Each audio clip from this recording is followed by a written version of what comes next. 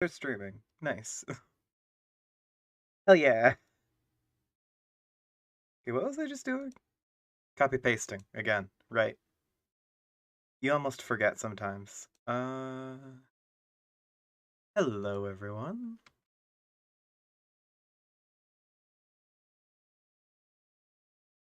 I'm just posting my stuff around. Really wish that StreamCord worked better with YouTube channels, so it could actually tell when I was live. That would be great. I would love that, personally. I would love to see that. Because currently I have to manually copy paste every time, and it's a nightmare. Yeah, it's a nightmare. Ugh. But you know. I just exist. This is the world, and I'm just living in it. Nah.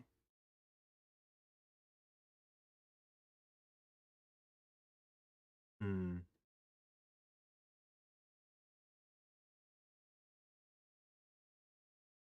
I actually can't think of that many servers to promote myself on. Maybe I'm just being an idiot, but I don't know. Also, check it out. I got a little picture-in-picture. Let me actually edit the properties on that. Yeah, I know it doesn't exist. Oh god. Oh no.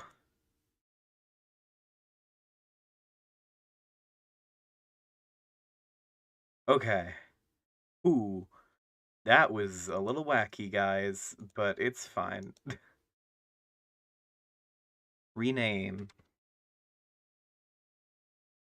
Picture in picture. I'm gonna drag that down to the actual place that it's meant to be.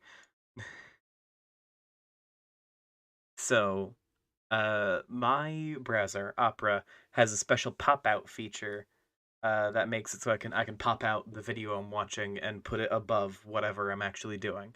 Uh, and I've made it so that when I pop out the video, it shows up there.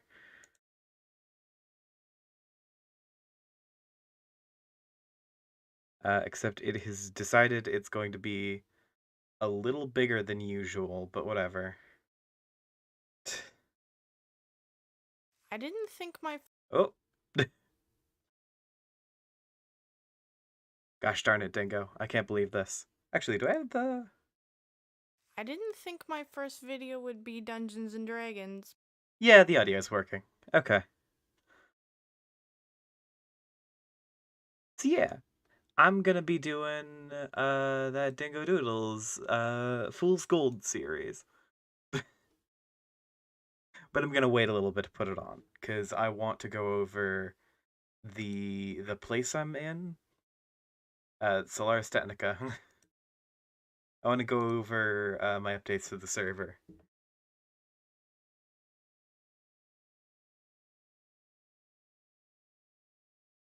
Streaming on the server.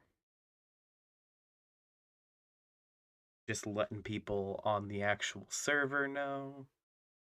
And yeah. And let me actually pull up the link to the thing I'm going to be watching. Now, watching the Dingo Doodle Fool's Gold series.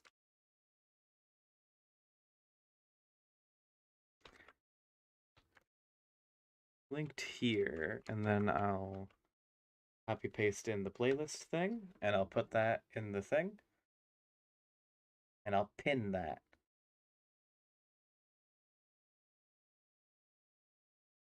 So people can tune in later. Or so people can see what they've missed if they tune in later. Okay. Cool. I think that's most of what I'd want to do.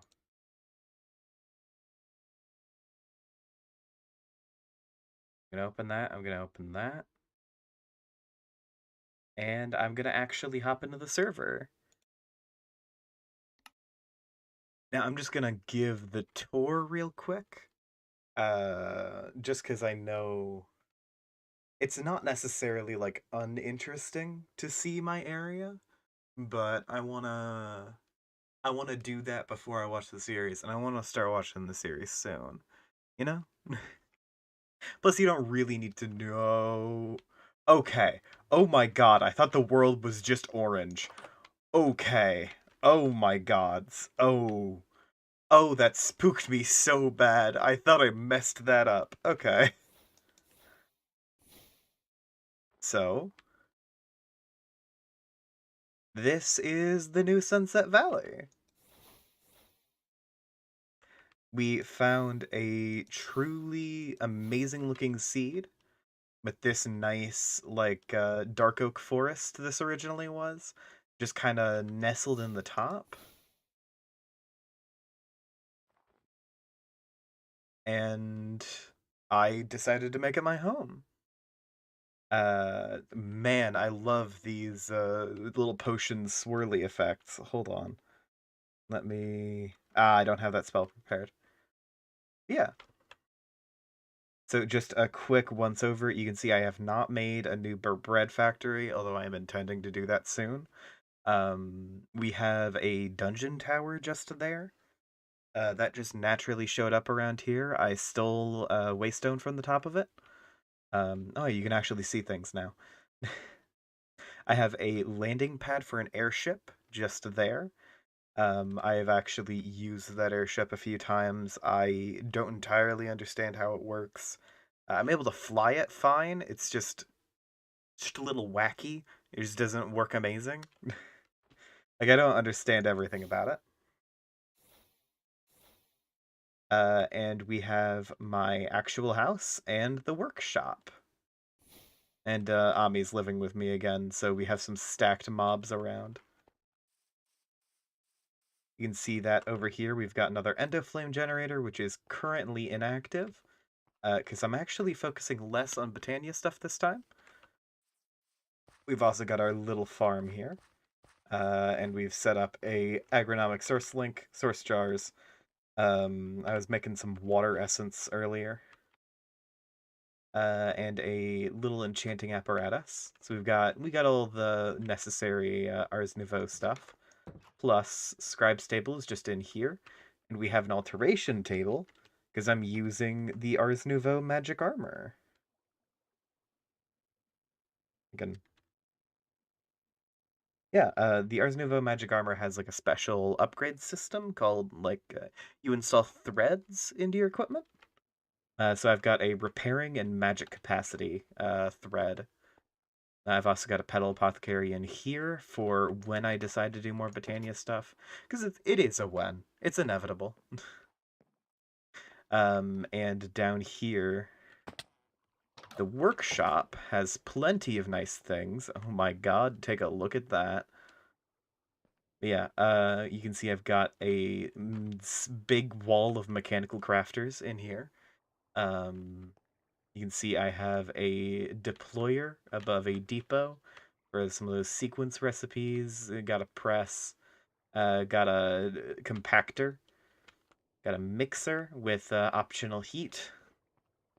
I have a fan here, and I can use that to do water, lava, fire, and soulfire for all of the recipe needs I may have.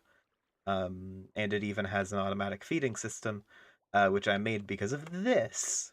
My set of crushing wheels. I will occasionally go on longish mining trips and need to crush all of my ores, and I'll toss it in here, all the crushed results, and that will process them into ingots automatically, or if I need to do that with bread or whatever. And I've also got this. This is actually something I didn't have in the previous world. These are blaze enchanters, little blaze burners that enchant things automatically. And you can see, got all this, and these numbers aren't actually wrong. I've used ancient tomes to upgrade the enchantments on these guys. So I actually have sharpness 6 and unbreaking 4, you know? And I'm looking to upgrade the other ones that I'm able to upgrade and get a few extra enchantments in here. Like I want to get protection in here.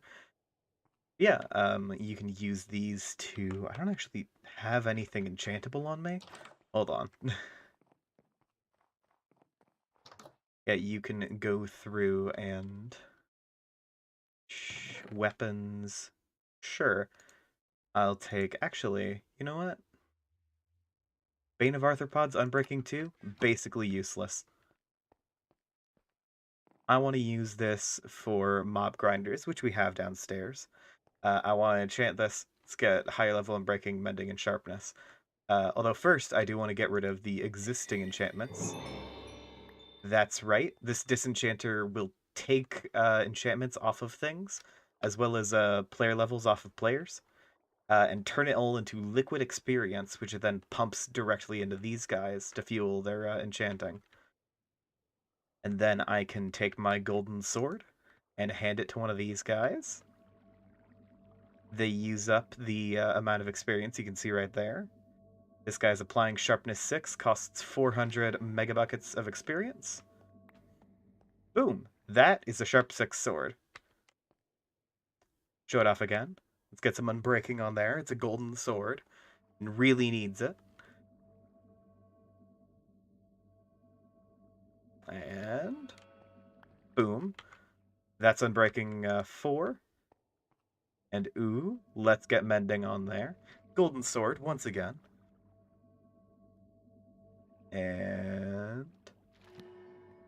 heck yeah. These guys are the best. I love them. And you can see they've consumed about 1 bucket of liquid experience, which is, I think, like a couple levels, but it's not a ton. This is like infinitely cheaper than even like, you know, it's on par with villager trading, because you do still need to grind up the XP for all that. But oh, I've been added.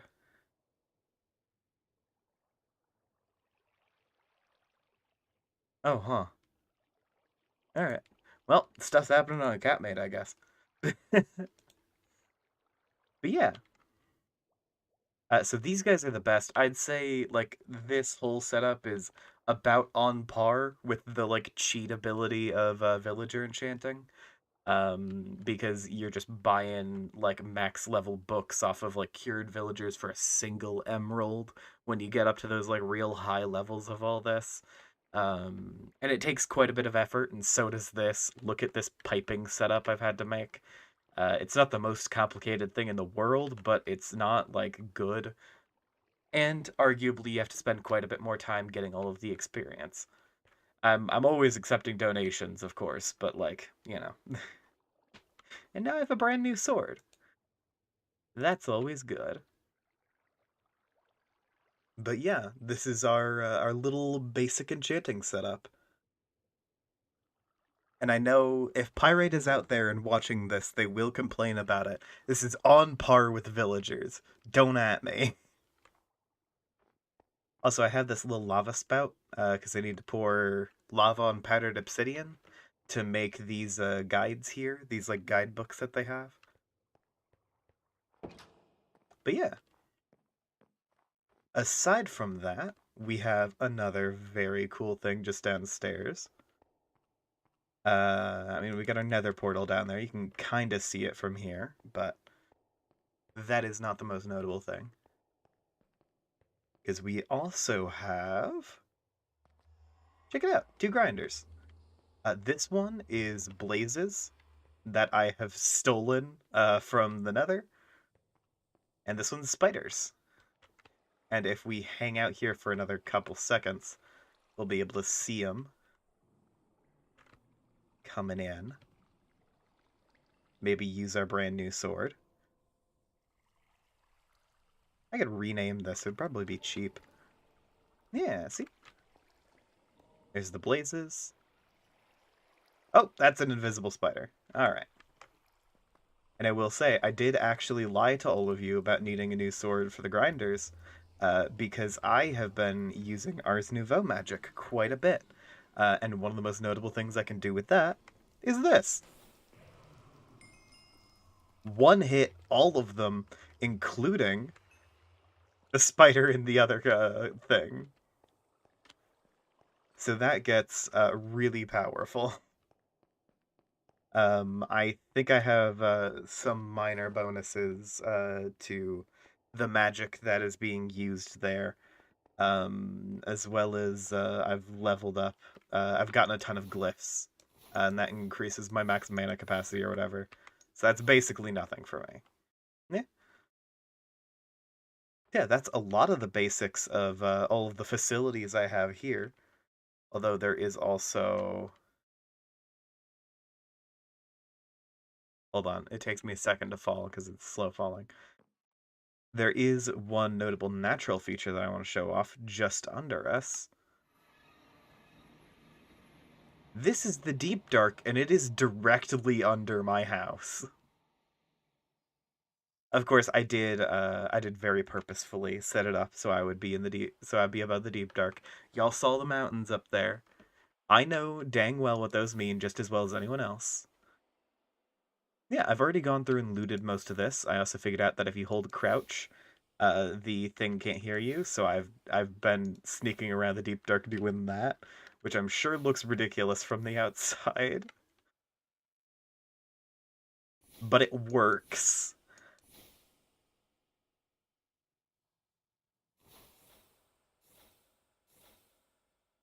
Let me sneak over.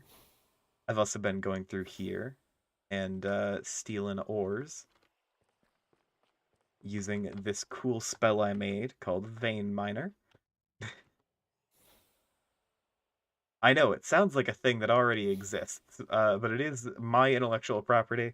I wrote a new OGL, so I own it. And I can use that to target any ore and immediately collect the whole vein. That even works at a range. I can do that from as far away as I want. Yeah, that's a lot of my fun new facilities here. I guess I can show off the rest of my spells real quick. I've also got this Glow Bolt, which does wonders on all of these nearby monsters. Oh! Oh my gods. Oh gods, and for more heavily equipped, I have that, because I have my Block Shaper's Focus once again. So I can totally just fling magically summoned cubes at people. It is one of my favorite activities. I'm just like Gandalf with their cracker. I've also got that. That's the spell I used at the thing. I've also got this one, probably arguably the most important one, called Greed. Picks up ground items and puts them in my inventory, which is a blessing. Y'all would not believe how much of a blessing that is. I also have... That one's a like long-range harvest. I can show that in a minute. I've got End's Grasp. Long-distance Silk Touch Pickaxe. Very good for things that are not in like a consecutive line, so Vein Miner can't pick them up. And I also have Shatter, which doesn't have automatic pickup capabilities, but it does have a little more precision. It takes out a 3x3x3 cube wherever it hits. And yeah, End's Grasp. Cool. And I'll show off my harvesting spell before we get into the cartoons. Let me pop back up to Sunset Valley. And so real quick, the way this agronomic source link works, every time a plant increases its growth stage,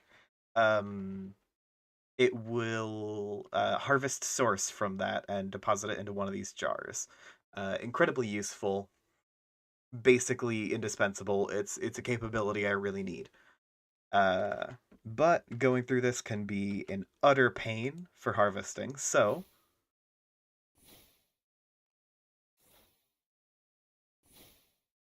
there we go. Four right clicks and it's done. And I can use that greed spell.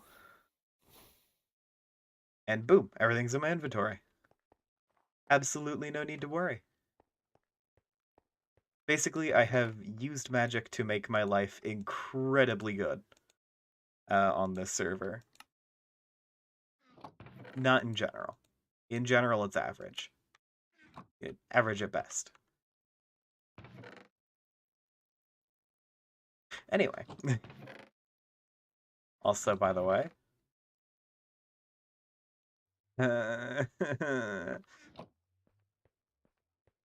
I don't love the amount of Zetonite shards I have. They need to make it more rare, because all you need is to make those airships. And I'm not going to be making a full fleet of airships. Like, at best, you need 4 stacks to make a full airship. The way this is done is ridiculous. Then I'm going to start up some more processing. I don't think I'll finish all of that just now, because I intend to do some exploring. But yeah. And sure, ice goes in there. And let me go ahead and sleep. And then we can do some adventuring. So, I have a few notable goals when it comes to all this adventuring. I would like to find bamboo, and I would like to find more ancient tomes so I can upgrade those enchantments. And ideally, more of just, like, the regular enchantments. Because I have, like, I think a Prot 1 book, maybe like a Prot 3 book, and I want to get up to Prot 6, which is, or Prot 5, which is Prot 4, the default maximum, and then increasing the...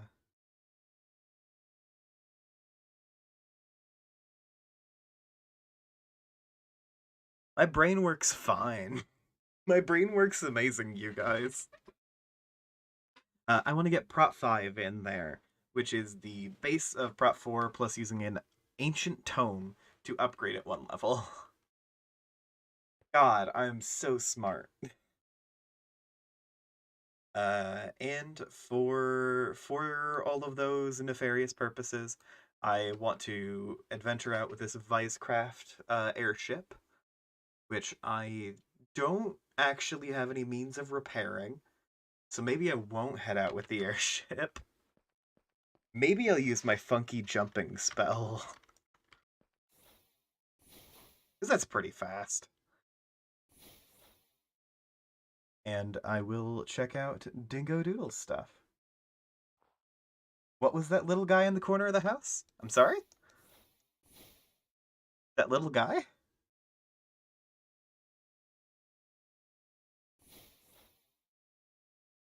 I don't know what little guy you're talking about. Also, hi Pirate. How you doing? Talking about these guys? The Blaze Burners? Or little guy in the corner of the house? Oh, this is the Centennial Trophy, if that's what you're talking about. It's what I get for opening 100 loot chests. I think I was the first person on the server to get it, but yeah.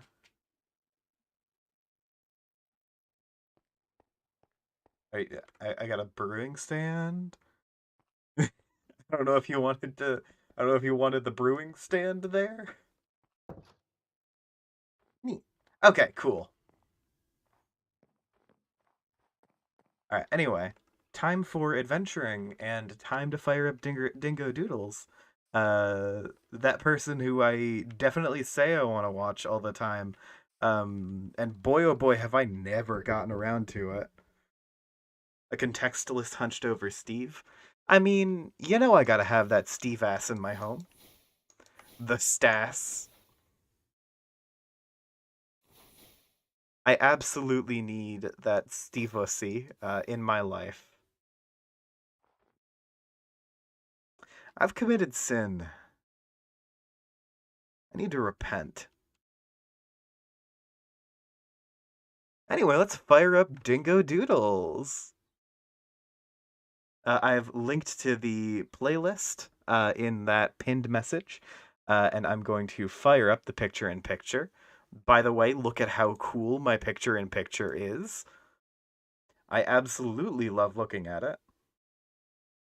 I can't believe you would dislike my posts. I can't. Ridiculous.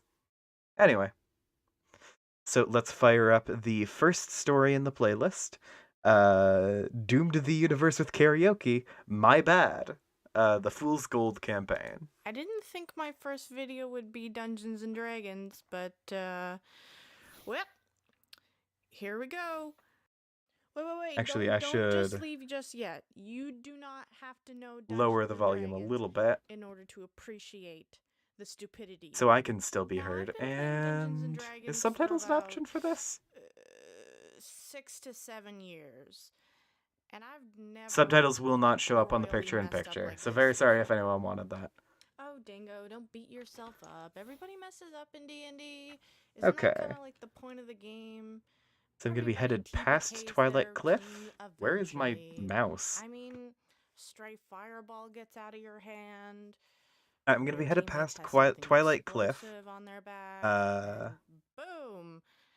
New and into the Great campaign. Beyond. No, but you don't understand. I TPK'd the universe. Just a little bit of background. This was a 3.5 Wait, hold on. Did they campaign. end the run by world? my boyfriend Felix, and there were about 5 players.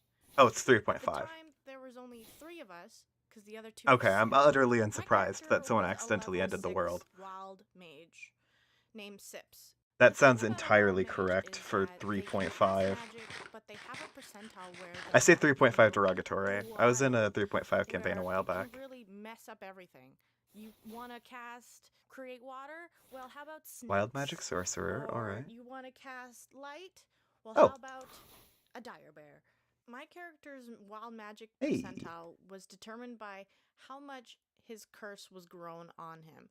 He had a crocodile hand, and the more that it grew onto him and his skin became more into a crocodile, the higher Alright, well, percentage objective his wild 1. magic was. There we go. At the time, he was about at 30%. Now time to go his looking for magic did dungeons. just go buck wild. The session started normally like all sessions, where we were trying to get to another town. I do like And the this town concept behind particularly this was in the character with the, swamps, like, and it cursed was called arm Alchemist influencing the Court. wild magic We're percentage. traveling through the swamps, and That's we some good constantly drama. have to make reflex saves, because there's friggin' earthquakes every gosh darn minute. We didn't really think much of it, but turns out it's kind of our death. Foreshadowing. We arrived at the town, and this That sounds town fun. was really... It was magical as fuck. Everything was magical. All the buildings, Also, I'm gonna all the remember people, this just forever magic. Since there were because I only have to about 3 actively of us engage instead with the of the normal content of 5, this. we kind of all looked at each other and went, wanna go get drunk? Heck yeah. We went for a drink, and, well, my character doesn't really drink. He's never gotten drunk before. So, initially when he went to the bar, he kind of hung out and did nothing until one of the players in my group went up to me and said, "Hey, you want to sing karaoke with me?" And Sips was like, I mean, absolutely, hell yeah. I'm gonna have to get really drunk for that. So he rolled and he got a natural Gonna 1. have to get So really he drunk kinda for just that. looked at the drink and was I mean, instantly same. smashed. Now, I don't know what you think, Love a good nat but 1 on a con I save. think having a drunk wild mage is not really a great combination.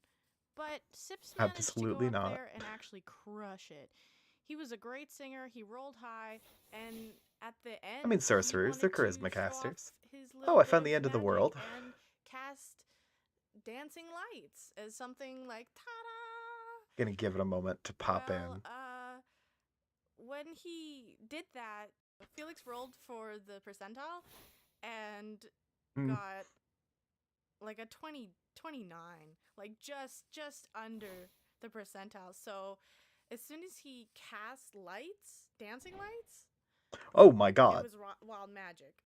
We all kind I of just looked at each used the other leap like, spell like 5 "Ooh, times, and apparently what's it gonna lagged out a happen?" little bit. And so Felix was like, okay, Ooh. I got this. He looks at the chart next to him and he rolls to see what he has to choose from the chart. Hey. So he rolls, and then you kind of see this expression on his face where he goes, ooh. Say, I didn't think you had to And roll then wild magic everybody for kinda like looks at each other cantrips, and goes, but I guess 3.5 is wild. what's up, Felix? With Ooh, this hey. blank stare into nothingness, he goes, when you cast dancing lights, you feel the energy leave your hand, and then you Ooh, an feel Archwood nothing Forest. after.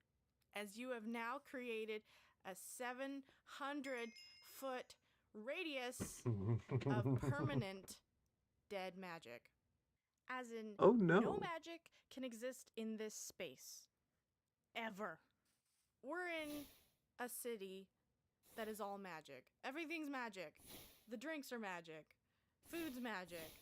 Your underwear is magic. Everything is magic. And I just created a 700-foot Oh wait, radius, so I should loot the 1,400 village feet first. across, of permanent dead magic. Sips kind of like stands there. I love and destroying the city first of all, he's magic. drunk, so he doesn't really realize what just happened. But the player next to me definitely knows what just happened. Everybody in the bar just starts to freak out. The guards go into a panic. They see what I just did, and they just charge at me. I can't see my And cursor. The player next to me grabs me and says, That's "Oh, weird. We gotta go." We run down the alley, being chased by these Oh, pretty pissed off it's probably a guards side effect of the and picture-in-picture pretty pissed off stuff. civilians. I did a And kind my of character's like, wacky workaround "What's for it, everybody so mad about?" I'm gonna say that's We see fine. a It also building looks that like you can climb see up it and hide on the from everyone. stream. We get up, and we somehow manage to avoid You've the rolled wild guards magic and the for angry cantrip. mob of I guess I'm the only one that magic can't see users. it. Well, prior magic Rolled users. wild magic for cantrips in And 5e it before. comes over this false sense of security. That's that fair. everything's fine. Yeah, I haven't And we're looked on into top wild of magic this- sorcerers. For this some reason, I'm building, not and super into it's like, sorcerers. Oh, thank God we lost them. I Probably tend not a to, great idea to create I tend to a play 700-foot warlocks. radius of permanent Or dead magic, similar, but like, eldritch you see, casting, that like wasn't- forbidden that knowledge wasn't the style. problem. 'Cause the problem was really Like, when my I first heard and only Felix long-term go, D&D character with "How a big warlock. was that permanent dead magic zone?" And I kind of I am doing a Pathfinder one-shot. 700 And that character is radius? like a 1,400 psychic feet that has across? some noticeably He just eldritch has this leanings. Horrified You know. look on his face.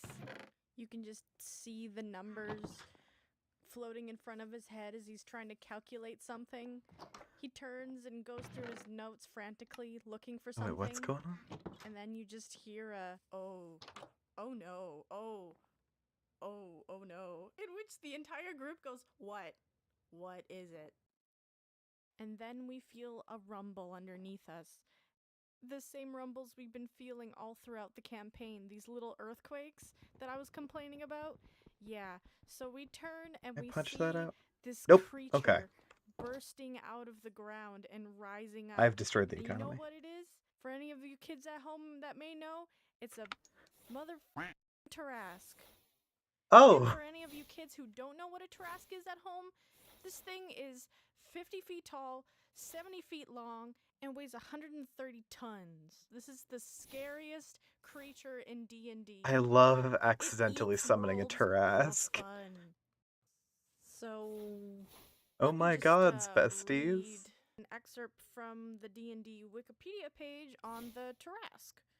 Although no one This feels like has citing the likely ever dictionary, seen it but- before, its hulking monstrosity is instantly recognized to anyone who has ever heard the stories of the legendary Wrath. There's only one beast that casts its shadow over entire cities, only one creature capable of striking such fear into all who gaze upon it. Oh After all, God. there is only one Tarask. All it does is kill, eat, sleep, and repeat. This thing has 700 health, attacks with plus 46, Pyrite and moves at has 80 feet precog per turn. powers.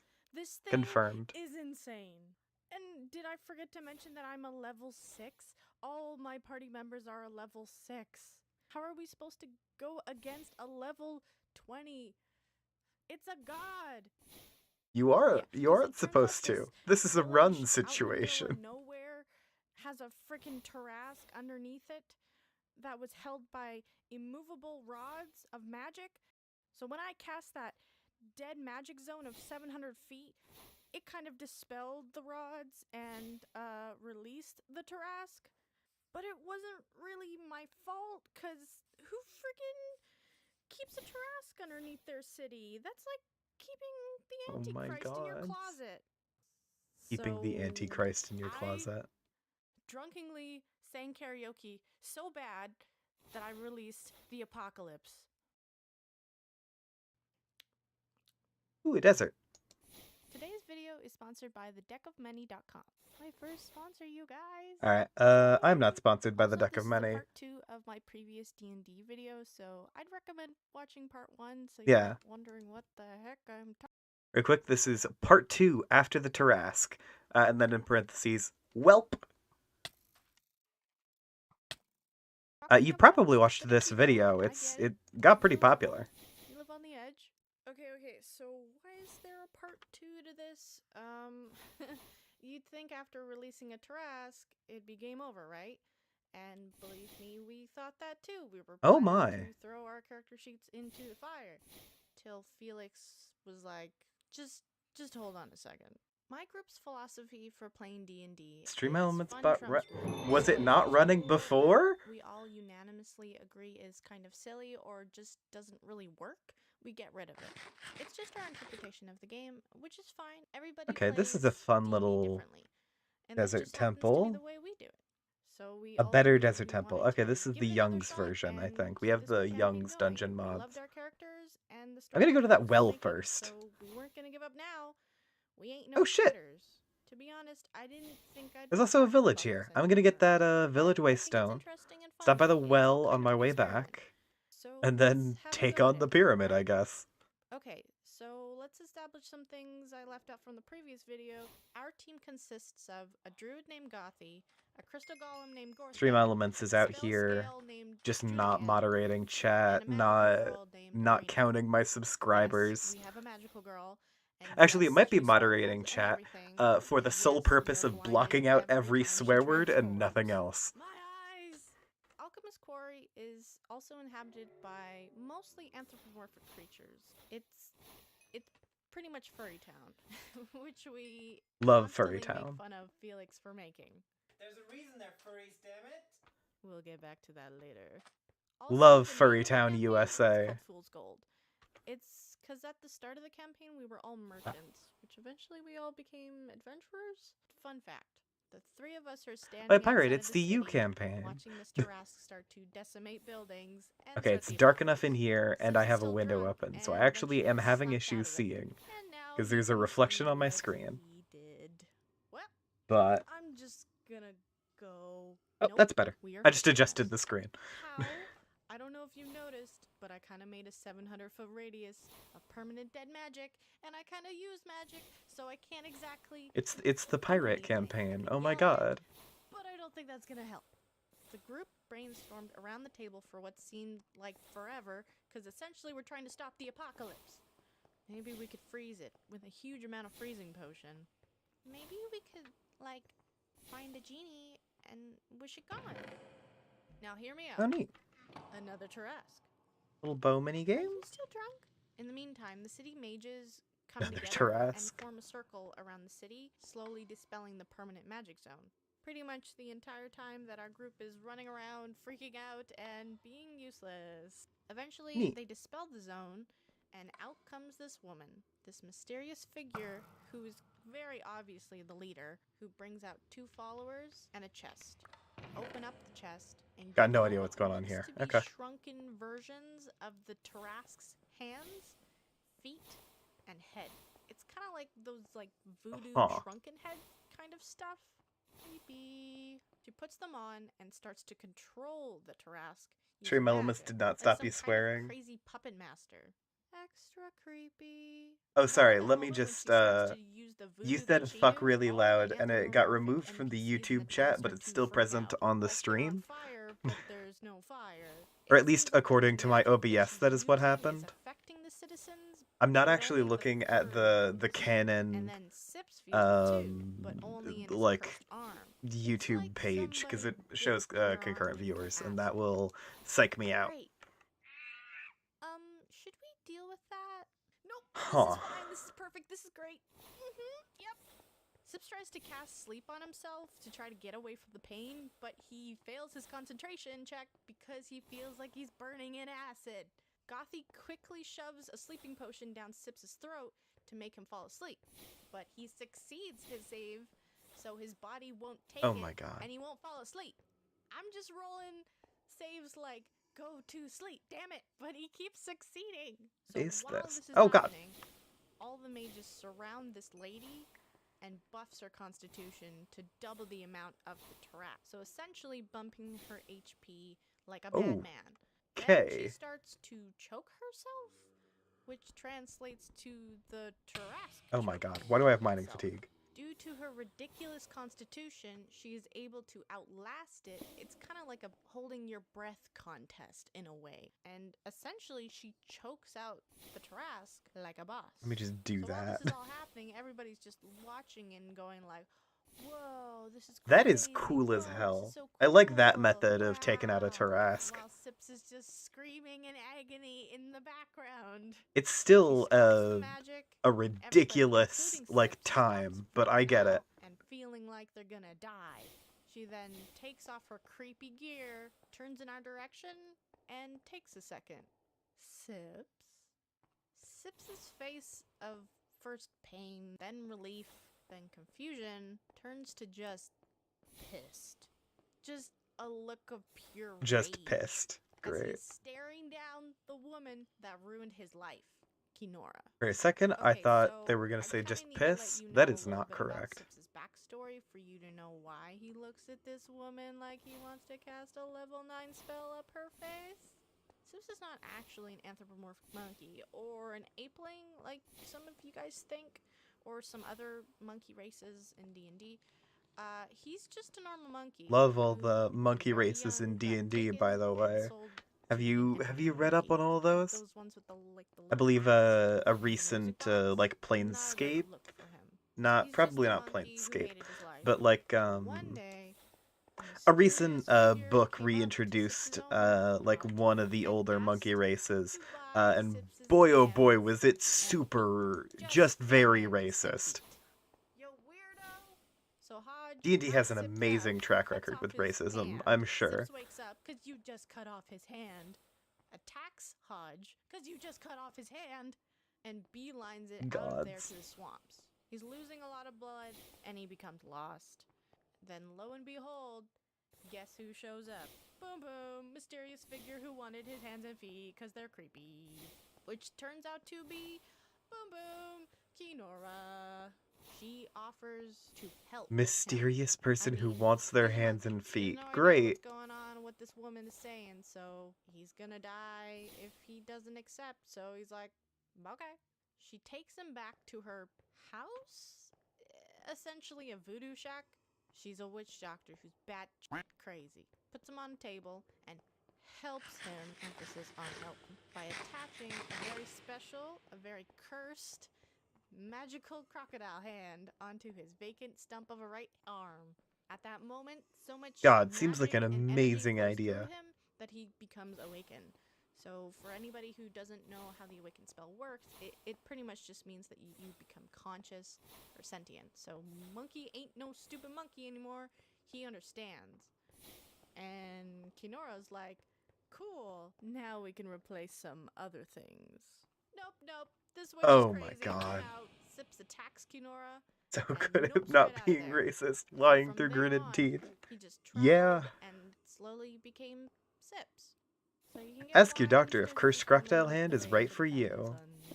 But I'm gonna leave it here for a part I 3, think Cursed 'cause Crocodile the Hand would be video right for got a me. bit long. I'm not really sure how you guys are gonna react to this video, but I had fun making it, so I'm happy. I will also be putting out an animated story video in between I am these, very happy for them that they did get that Deck of Many sponsorship. unless the urge hits, If they go we into can an just ad keep read, I'm going with skipping part it. 3 like right away. So If you wanna support them and their ad read, go ahead and head over to their page. They do make a lot of good content, and I have been meaning to watch it. I'm only just now getting to it, but as a DM, I can clearly see why ooh. these would be a godsend. So link in the description. Oh, they just have a link in the description. Nice. This video is sponsored by the Deck of Many Animated Spells. Oh my gods. Let's do this. It's just 5 seconds. It's just 5 Staring down seconds at the Kinora. beginning and end. Now, the smart thing I to can do deal with it after seeing the emotionally. person who just took down a Tarrasque with just their magic would to not mess with said person. But I never said Sips was a smart monkey. He gets up and slowly starts to walk towards this woman. And in his mind, all you can hear is Let me just murder, real quick. murder. And you better believe I'm rolling to see if he finally fails his saves against that sleep potion that is still in his system so he can fall unconscious. Because by this point, everyone around the table is chanting, pass out, pass out, pass out. Because if he attacks Kinora, if this turns into a fight, we can't win. She has an army of Let me real furry. quick. I actually had a recent moment in not a recent moment. I had a moment in the last D&D game I played where I was praying for a negative effect to happen to my character. Because they had been basically indebted to a devil. And basically they had to keep the secret, which is the devil's entire plan, which would go incredibly poorly for the party if that remained secret. So, but at a certain point, because my character was being incredibly clever and taunting them a bunch because they knew they had a rough temper, and were too valuable to kill in that moment. So they had basically a long-term command issued to them. So they would stand in place overnight, until the charm wore off. Which clued in the rest of the party that something happened. And while he could not specifically say, this devil, froze me, for talking back, it could be implied, and everyone knew that information was being hidden. So everyone took their turn to try and charm my character, in order to get them to talk. And my character has always had like a history of being incredibly susceptible to charms, because every time they had been charmed by a devil, it had very much worked out in the devil's favor. So like at least 3 different characters who were magically capable, including like 2 separate NPCs, attempted to charm my character, and they resisted every time. It was just like, sorry, you guys are too human, only into monsters. Sorry. Just, I can't even, like, they're only susceptible to mind control when it works out poorly for the party. It's great. I love it. But yeah, that was my very fun, I really wish you would just fail this save already moment. Anyway, back to the video. Crazy voodoo magic and the ability to control a Tarrasque. Ain't nobody messing with that. Sips don't care though. He's a problematic monkey child with revenge issues. He reaches Kinora despite fighting Revenge against the sleep issues. potion. So, funny seeing you. And he chokes her. Murder. What is with our campaign and choking? Sips casts lightning bolt right there and then. zapping the living shit I out of don't her. want to ask It that was question very because I will try and satisfying. answer it. And then, he gets knocked out by a guard. I mean, he just did attack their leader, so. Then he wakes up. In jail. Sip? In jail with him is an NPC, Ohio Jack. Jack is that NPC you Also, I constantly am, forget I can't exists, see, but is can't pretty compete with important to the demonic plot. charms. So finally, when he Exactly. shows up, you're like, Also, I oh, am looking Jesus. over, Jack is actually when I the need to reason we're in see Alchemy my cursor, Story, so because I still technically can't this is see it on my useful. end. The main plot for Fool's Gold is Jack hired the gang to travel It's great. around I'm having a exploring great the time. ancient ruins that were once inhabited by an ancient race called the Foreclaimers that disappeared over 2,000 years ago. And our job is to go in there, get information, and these really big crystals. Like big enough to crush your grandma with. The group's not too fond of him, and Sips really doesn't like him. And now they're in jail together. Awesome. So apparently they threw Love him Ohio in jail Jack. because they think Jack released the Tarrasque because he was at the scene of the karaoke. Wait. At the scene of the You're telling karaoke. me you released the Tarrasque? Yeah. While singing karaoke? Yeah. I should be surprised, but I really am not. So wait, how did you end up in jail then? Tried to electrocute the leader lady, witch. Okay. Yeah, that's not great. Sure felt great. Hey, Sips, over here. Okay, I You can gotta, breathe. find Thank Sips God. through a prison window and try to help him escape. That's not supposed to happen, by I the ain't way. going anywhere. I gotta murder a witch. Doctor. Well, then what do we do? Go get Sneeze. You mean Sneeze, an NPC that is super important to the story, the same Sneeze that is your loyal companion in Sips's plotline and growth as a character? The same Sneeze that you have not mentioned in any episode so far? Yeah. Yeah, that guy. And bring the giant mech dragon. You also mean the giant mechanized dragon that we found in an ancient ruin? Yeah, all that crap. Look, it's really hard to explain a D&D campaign when you start in the frickin' middle, okay? Goffy transforms into a mouse and hops into Sips's pocket. I get it.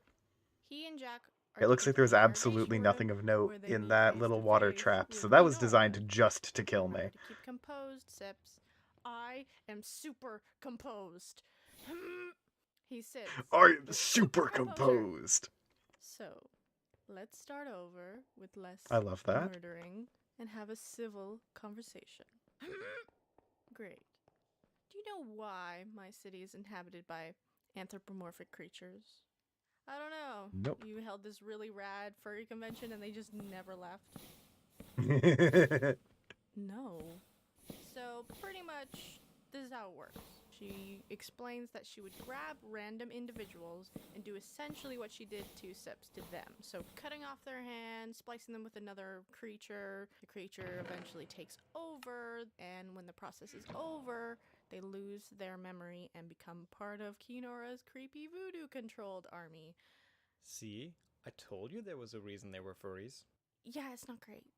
Sips is kind of the unique case because he's the first animal she's done this to. The interrogation goes on, some snarky comments back and forth with Sips and Kinora, then Sips tells her about releasing the Tarrasque. Wait. So you're telling me you released the Tarrasque? You think you cast the 700-foot permanent dead magic in my city? Yeah, not my finest moment. What? Didn't really expect it over karaoke. Kinora laughs in Sips's face and goes, "You can't cast magic." What? You're just a simple stupid monkey. Excuse me? I added some parts to you, yes, but nothing that would make you cast magic. You're literally just a monkey with an exotic hand attachment. What the heck are you talking about? Of course I can cast magic. I sure as heck shocked the garbage right out of you with a lightning bolt of magic. How do you explain that? Huh? Weather. Weather? Can I go now? Shut up. Look, Why don't we stop talking nonsense? Oh my god. and Oh my god. listen to my Oh, offer? lag spikes. I will love a lag answer spike. any questions you have. I mean, I have a feeling you don't remember everything that happened that night, do you? What does that mean? What does that mean? I'll tell you if you agree to allow me to experiment a little bit, maybe even add some things.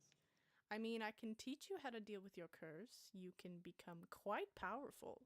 Okay, so Sips can learn about everything.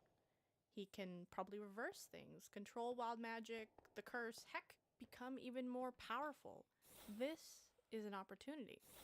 Sips leans in close to Kinora. Go to hell. And he casts lightning bolt at her. And it goes Hell wild. yeah. And you know what happens? What magical crazy spell Felix rolls on this wild magic chart for today? Huh? Guess what it is? Is it... Nothing. Damn. Absolutely nothing happens. See? You can't cast magic. At that moment, Gothi transforms back into herself and straight up slaps Kinora right across the face. Kill instinct. Roll initiative, because now we're in it. Typical D&D from 0 to 100 in a second. Kinora takes control think of I her guards explored with her most of crazy that. voodoo magic and attacks Gothi and Jack. Oh, this is really good. I forgot that she can puppeteer all her people. Nice. Then Kinora turns to Sips. When the dice know what's floating needed. behind her Yeah. 1, It is not always 3, perfect. but 9 Feels like my story separate from earlier. bands of different creatures. Oh, hands. Why did it have to be hands? Oh, and attached to each individual finger of each individual hand is a razor warp scrolls. sharp whip. Cool. So now I'm fighting against a crazy hand obsessed More lady loot. who has 1, 2, 3, a lot of fucking whips. Do you know how many attack rolls that is? I don't know, like Love having a lot of a whips. lot. Sips dodges her attacks at first. Oh, and while she's attacking, she's like, let me experiment on you. We can work together. Let me take you out for lunch and shit. Go fuck yourself, you crazy witch. I'd rather die. Well, I mean, it's gonna happen if you keep... Where's that Witch Doctor song? I need to Sips hear shoots off a that spell. alongside, like, this But it combat goes wild scene. again. Nuts. And now you can only speak Bestie, Goblin please. until Bestie, you please, cover what? your I head don't in remember water. what I've done. So now my teammates have no idea what I'm saying, and I'm pissed. This woman is right in front of me. Oh, wait, waiting there's supposed for to be, the like, a murdering, mechanism and to I open can't that? do That a makes sense. damn thing. This is Sips' chance for that sweet slice of revenge cake, and I'm messing it up. With Oh, I just stupid broke it goblin all. nonsense. Everything is going to hell. Now I feel silly. So, typical D&D session. Then Gothi whistles, and bursting through the door is a large shark. Hound. Jawbone. Gothi's familiar. Alright, well, the next one I find I'll try and do legit. According to how the dungeon wants me to do it. Machine baby that also breathes fire. Right, downside, no new cursed books. No cursed books? So now, just in this Magic books. room, we got a big fire But biting machine, enchanted possessed armor that I guards, can take Gothi, the a enchantments very off of, all soiled, that kind of scared stuff. Jack, a very pissed off Sips, and a lady with hands. A lot of hands. Not great. Then Sips feels a twinge in his right crocodile arm, and it starts Would to move on absolutely its own, love as some it's spare being hands. That controlled sounds by fun. Kinora. Love a lady with spare hands She and a then lot of uses whips. her voodoo possession magic to cause Sips' Oh, arm is that to what cast you a burst of bestied wild me about? magic. Felix rolls for the chart, and he goes, oh, okay. Because that's always really good to hear. Sips, you Cauldron, feel chains, this grindstone. energy being Oh ripped my from your arm fucking without god. control, and So you many see spiders. Kinora in front of you, and Entirely too many out spiders. as she is gone. Just like that. Apparently, when she cast the wild magic through Sips' arm, the magic triggered was she stopped time for 5 minutes. And then she just straight up peaced out. You know what? Fair. So would I. Sips?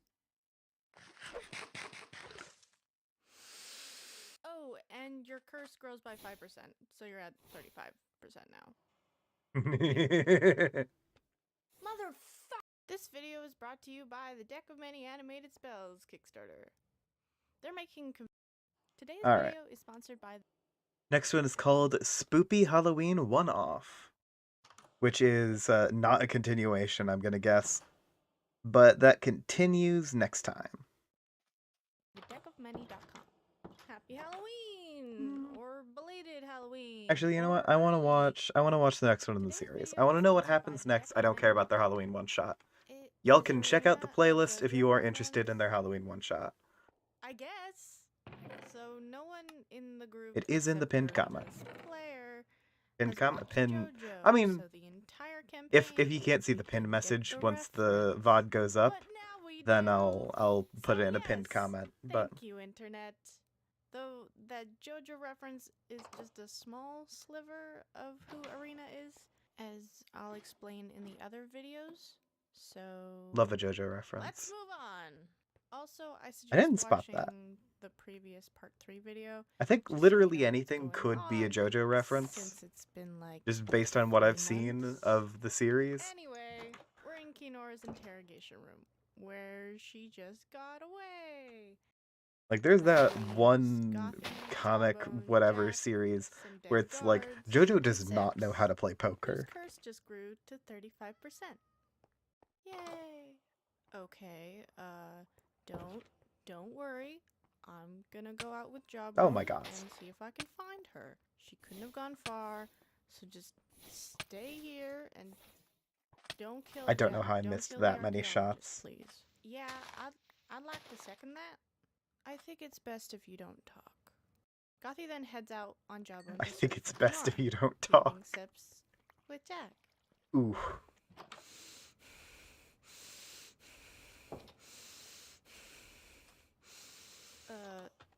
Now Sips, I know this looks bad. I mean, you did manage to finally get a chance to take revenge on your mortal enemy and kinda sorta let her get away. But look on the bright side. I mean, we're alive, and the guards are dead. So really, I mean... Oh, thank God he's gone. I needed to change my pants. Sips walks out I of City need to Hall change my where he was pants. being Oh kept. my God. And he's just pissed. Mother frickin' God. Ooh, hey. Hands. Sips.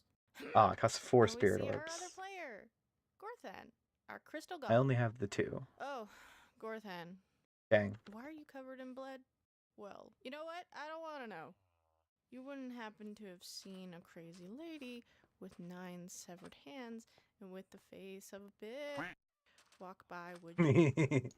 Gorthan laughs. The face Wait, of a bitch. You lost Alright. Kinora. Wow, you must feel like garbage. I mean, you really had like 1 chance and you let her get away. Woof.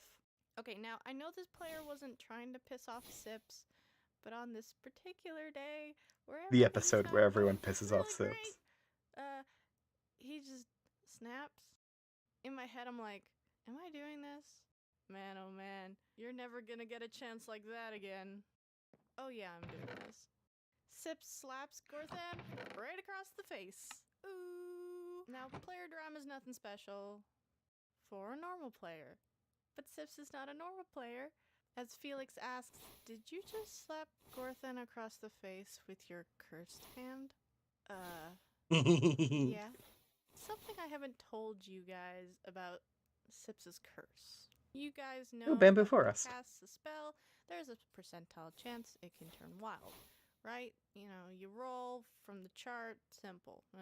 Well, on top of that, he also has a touch curse, meaning whenever he touches an object or a Ooh, birch. person with that cursed arm, there's a small chance, will save DC of 13, that he curses them. Yeah, this is one of the reasons why Spiders. Sips is not really that touchy-feely kind of guy.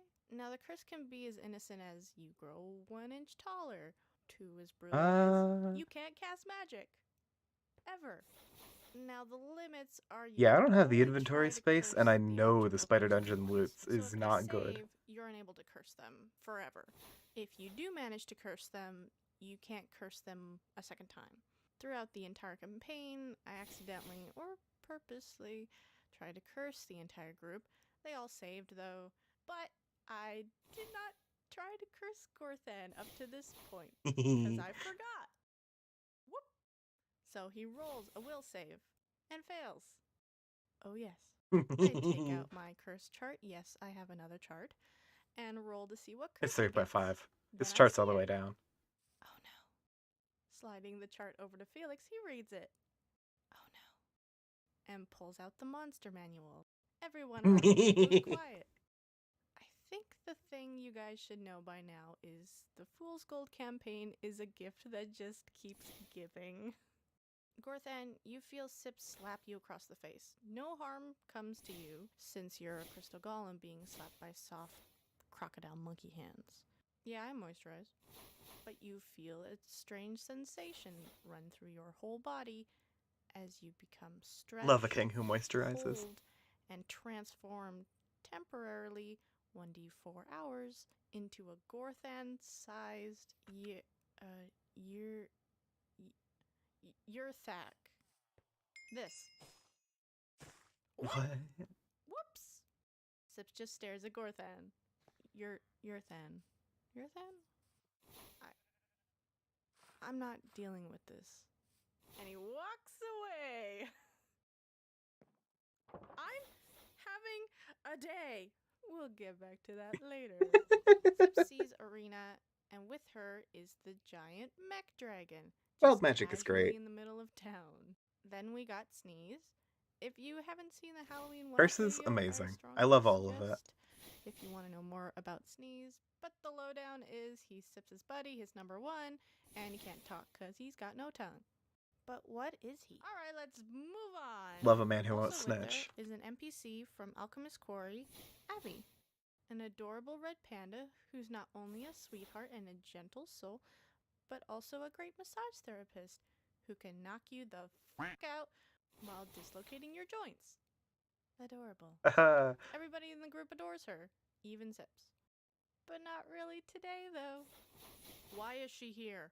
What? She's one of Kinora's cursed furries. What? She was created by her. Created? Kinora could possess her at any time. What? Who knows how far her voodoo crazy magic goes? Possession? What? She could be listening through her giant red panda ears right now. My ears aren't that big. See? Sneeze gets it. What are you? Sips gets right into Sneeze Abby's gets face. it. Look, Abby. Either you're with us or you're I love a against us. contextless knife pull. Choose. Yes? Okay, that sounds like possession talk to me. Whoa, whoa, whoa. You're being paranoid. Abby's been nothing but nice to us since we got here. She's a Ooh. delicate flower and I love her. Oh god. I will not stand by while you threaten this perfect creature that... Where did she go? Then just behind Arena, we hear the giant mech dragon start up. We just clear that out for him. While we were too distracted arguing with each other, Abby became possessed by Kinora and steals our giant metallic death machine. This thing I has two mean, massive claws dealing 8d8 plus 13 damage per claw. he did Two he lasers did say with it could 3d6 happen. and an EMP blast Oh. with a 100-foot I still have fall radius effect wore at off. 20d6 that stuns And for my dog 1 is hour. barking downstairs. What's Before you that? ask, yes, What's we up with did that? use this against the Trask, and no, it didn't really help as much as we wanted. So now this death machine is being piloted by a Kinora-possessed red panda. Oh no, this is good. This is really, really good. So Kinora thinks she got away with this instrument of destruction without a hitch, till Felix and the other players remembered one thing. Excuse me, what do you think you're doing? Our other player, Julian, whose bell scale was also on the dragon, doing maintenance. Now Julian is our calm, collected, and well-knowledgeable. Oh, hello. He's mostly known in our group as the Crafter. He knows Oh, come on. knowledge robotics, so naturally, he's the guy who fixes our stuff. Well, I'm afraid it's too late, old man. This dragon is mine now. Your dragon. Why, yes, I'm the one driving it, aren't I? Julian pulls out a small remote. You may be driving it, but I own it. And Julian turns off the dragon, which starts to free fall at 10,000 feet in the air. Now you may be wondering. Okay, I don't does quite know Julian how I'm fly gonna get off the back. dragon, as no one is attached to it? Well, actually, each player has a set of big honkin' magnetic boots that allow us to stick to the dragon's metallic surface. Caredark. However, Caredark is where I'm headed back can to. turn off the magnetic function Let if me you want just, to jump off the dragon. As Julian goes up to Abby, grab a while she's sword. freaking out, and turns off her magnetic And boots, get some causing XP her real to quick. fly off to almost her death, till Julian Oh wait, grabs her. actually, I got Now some... there's a 1,000-ton dragon just free falling Some of those, like, towards XP the nuggets, fast approaching probably. surface. Yeah, nugget of A experience. screaming red panda girl That's and probably a enough. small scale who don't give a flying flip. Say you're sorry. Turn this dragon right back on. I'll give you to the count of 3. Are you crazy? 1. You're going Back to at die. Caredark. 2. You're Ugh. Kinora stops possessing Abby and I'm sorry, Julian. See, was that so hard? Julian then tries to turn back on the dragon. But, you see, it takes a bit for it to start back up. Kind of like a computer warming up. Yeah, and they don't have that time. Oh, crap. Well, I lived a good life. Then through all the madness, coming out of the clouds. I love What is I that? love the utter Could it be? acceptance. Is it a savior to aid our heroes? No. It's Gorthan. You're Than?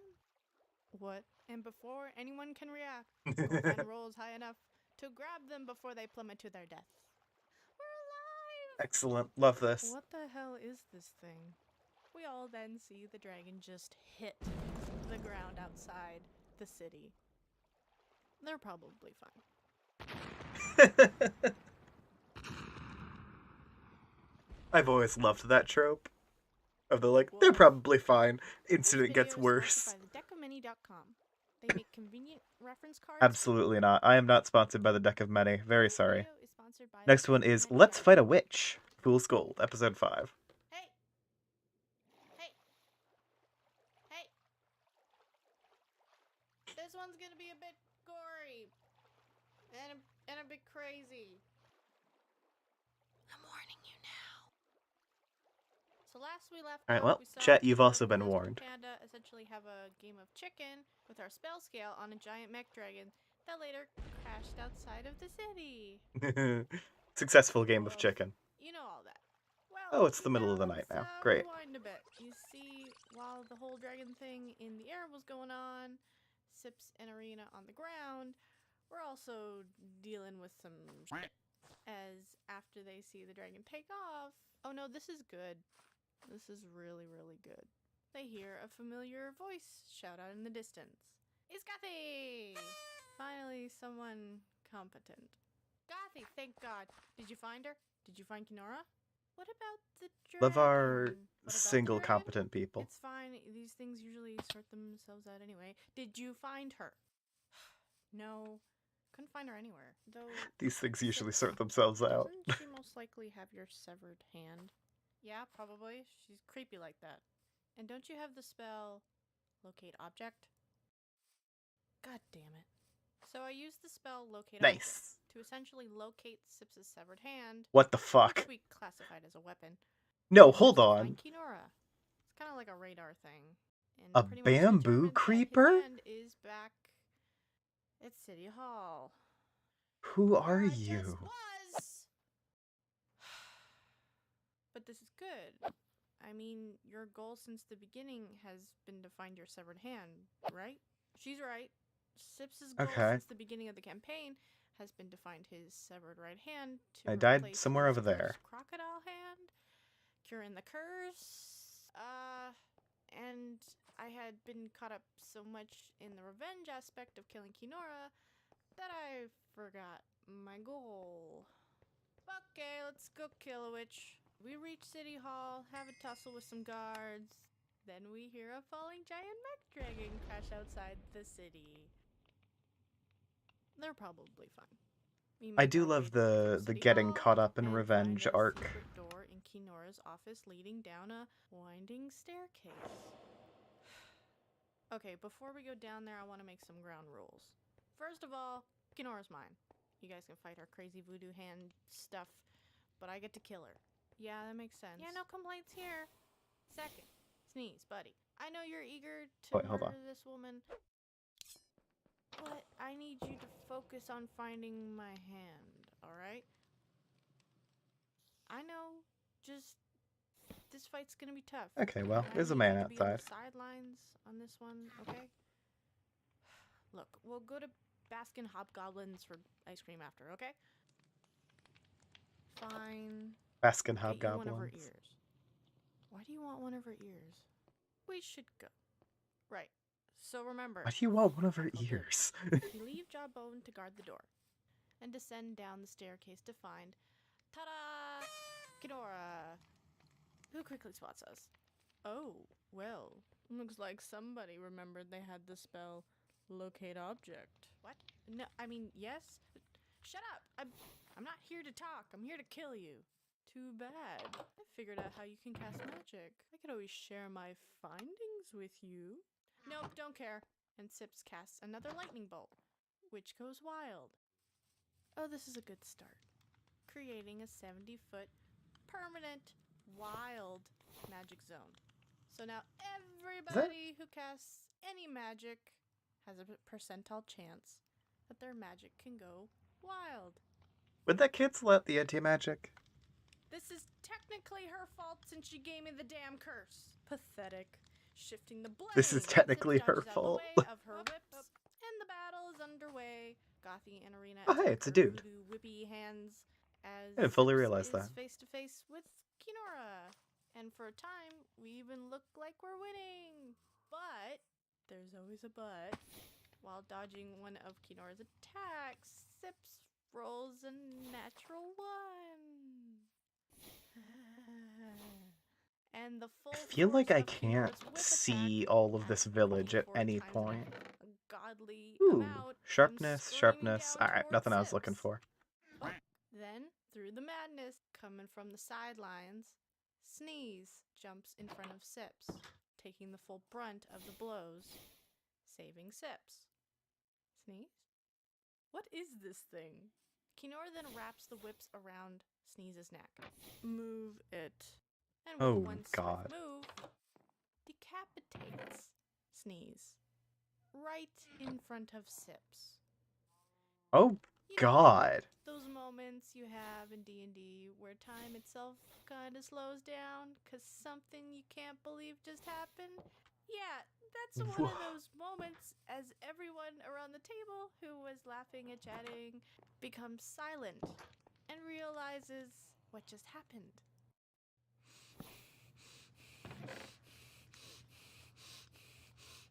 Oh, thank God. What even was that thing? Kangaroo thing, monkey cat. Well, we'll never know now. Look, I know you guys haven't known Sneeze for too long, but he was Sips' best friend. He was like a brother to him, and now his severed head is lying in his lap. And I don't think I ever told you guys what causes Sips' curse to grow. What really triggers it. Ooh, Stress. that's cool art. Emotional stress. As Sips lets out a blood-curdling scream at the sight of his dead friend, and his curse grows instantly to 50%. You think you've seen Sips mad before? Yeah, you ain't seen nothing. Sips shoots off a spell at Kinora, which turns wild.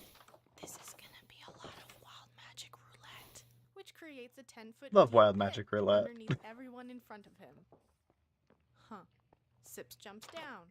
First, I was planning to just kill you, but now I see I need to make this hurt. Ooh. Made the monkey mad by killing his pet monkey cat thing. I'm trying. Sips shoots off another spell, which I'm becomes trying. wild again, ripping a hole into reality, creating a one-way portal to the fire plane. I might use that later. Gothy then also casts a spell at Kinora, which also goes wild. Well, this is new for me, causing her and Kinora to switch clothes. Love the Sips plane then of fire. slaps Gothy's mask off of Kinora. Whew. Oh, thank God. Almost gave away some of my plot right there. Sips then manages to finally cast a proper spell. Almost Choke. gave away some of my plot. Grabbing and smashing Kinora to the back of the wall like some Jedi Force. Then he What? stabs his What is up crocodile with hand this? right into her guts, essentially torturing her as it makes her cry out in agony. Should we Ooh. should we stop this? Give him 10 minutes. 5 minutes. Maybe go find his hand. Yep. I said it was going to get gory. Give him And 10 a little minutes. Crazy. You see, as Sips's curse grows more and more, he becomes closer and closer to chaotic evil. And right now, at 50%, he's fighting for control against the curse. So yeah, he's a big cricket right now. You know, I didn't think I could hate you more, but you know, here we are. You take away my hand, you take away my... Kinora laughs, and Sips breaks her arm, which then Kinora keeps laughing. Okay, we can all agree this lady's crazier than I am right now, right? Sips, I can tell you so much. Why you can cast magic, why you're more sentient than Desperate. a normal awakened creature, what happened that night. Don't care. Don't you want to know your potential, your purpose? Purpose! My purpose is to kill you and to make you feel every agonizing moment of it. Okay, calm down there, Edgelord. Damn! Then she starts to mumble some witch doctor hoodoo jibber jabber. Okay, lady, I think we're done here. Then, without warning, Sips feels an immense amount of agonizing energy run through his whole body, causing him to scream out in pain. Kinora chants some voodoo hoodoo about calling upon the god of the second sun or whatever, I don't know. Then she passes out like the little bitch she is. Sips grabs his head as it feels like it's gonna burst. You know that really bad migraine you've had before? Yeah, times it by like 1,000 as the room starts to crackle with wild magic that just shoots off of his body. His curse slowly starts to creep up and grow 60%, 70%, 80%. If he gets to 100, if he reaches that point, it's probably game over. I don't know what will happen. He could become Kinora's minion, or crazy unstoppable crocodile killing machine that has a lot of teeth. Either way, it's not good. He's panicking, I'm panicking, everybody around the table is panicking. Having a lot of teeth isn't a bad time to get thing. Sips's hand. It's not that easy. Just look Love for a toothy monkey boy. hand. There's a lot of monkey hands. Look for the one flipping you off. Found it. There we go. Further and further, Sips is losing himself and panicking. Did I mention the panicking? Arena throws Gothy the hand, who runs up to Sips, slices off Look his for the cursed one right flipping hand, you off. slams down his original hand, instantly fusing it to his skin. Magic. Then there's silence, as the growing of the curse just stops. Then he passes out. Whoop. Yeah, as Magic. the source of the curse was now severed, the curse is cured and starts to recede back. Arena then picks up Kinora's God. unconscious body and throws her Dislike. into the one-way portal to the fire plane. Another job well done. You took out all my stuff out of her pockets, right? Like my potions, ingredients, gold. Another job well done. Are you This video is sponsored by thedecomini.com. Okay. That's very fun. I've actually had a character go on a similar, like, revenge rage moment that I want to share now. And none of you can stop me because it's my live stream. I'm gonna zoom to the next one, though, so we don't have... Oh my god, so we don't have ads on screen. Next one is A Quest for Sneeze, Fool's Gold. Episode 6. But yeah, I had a character who basically whole family got wiped. They used to serve on this like smuggler's ship They had like a big old found family dynamic, you know the type, the pirate found family. And a mysterious magical ship showed up and proceeded to kill everyone. And my character had the unenviable role of last survivor there. Ooh, this is a pillager camp. So my character discovered where this pirate crew was docked for a while, and they were stuck in this port. They couldn't leave, and ended up killing off all of the notable individuals of the crew, one by one, targeting them basically just as they were doing their daily chores or whatever, and taking them out. Normally with some combination of like it is a group effort with the party, but it was very much my character's malice that was driving it. And one of the most notable things was the last person, the captain, managed to run away and hide out in like a nearby cave tunnel. And my character ran through screaming about like, "Hey, I killed your wife and I loved it." Like that kind of stuff. Absolutely deranged at that point, just trying to taunt him, get him to show themselves. Um and ended up stabbed in the throat for it, which I'd say he deserved. Brought back later, but like had a conversation with some kind of god of death about like, hey, how'd you live your life? Is it something you were proud of? Is it something you'd live again? And my character was like, oh no, I was consumed by revenge. Because they were already burnt out from pursuing this revenge quest for I think like several years at that point. Um, and like the hate wore off with death or whatever. The hate had worn off a while ago. Because he just kind of started settling into grief at a certain point. Like, oh God, you know? Because he was pursuing revenge as a way of not having to accept the loss of his family. uh, so when he was resurrected via Revivify a little bit later, he lost that burning hate and could not kill the last person when the opportunity came. Even after killing the rest of their crew and setting the ship on fire, leaving behind like a lone survivor. And the captain was just like, fine, if you're gonna wuss out at the last minute, I'll do it myself, and walked onto their burning ship. And it was a very cool character growth moment for me. When my character was like, oh no, I went way too far there. And actually took steps to be healthier and not pursue revenge. Unheard of for this character. So yeah, that's my fun little revenge quest character story. Sense.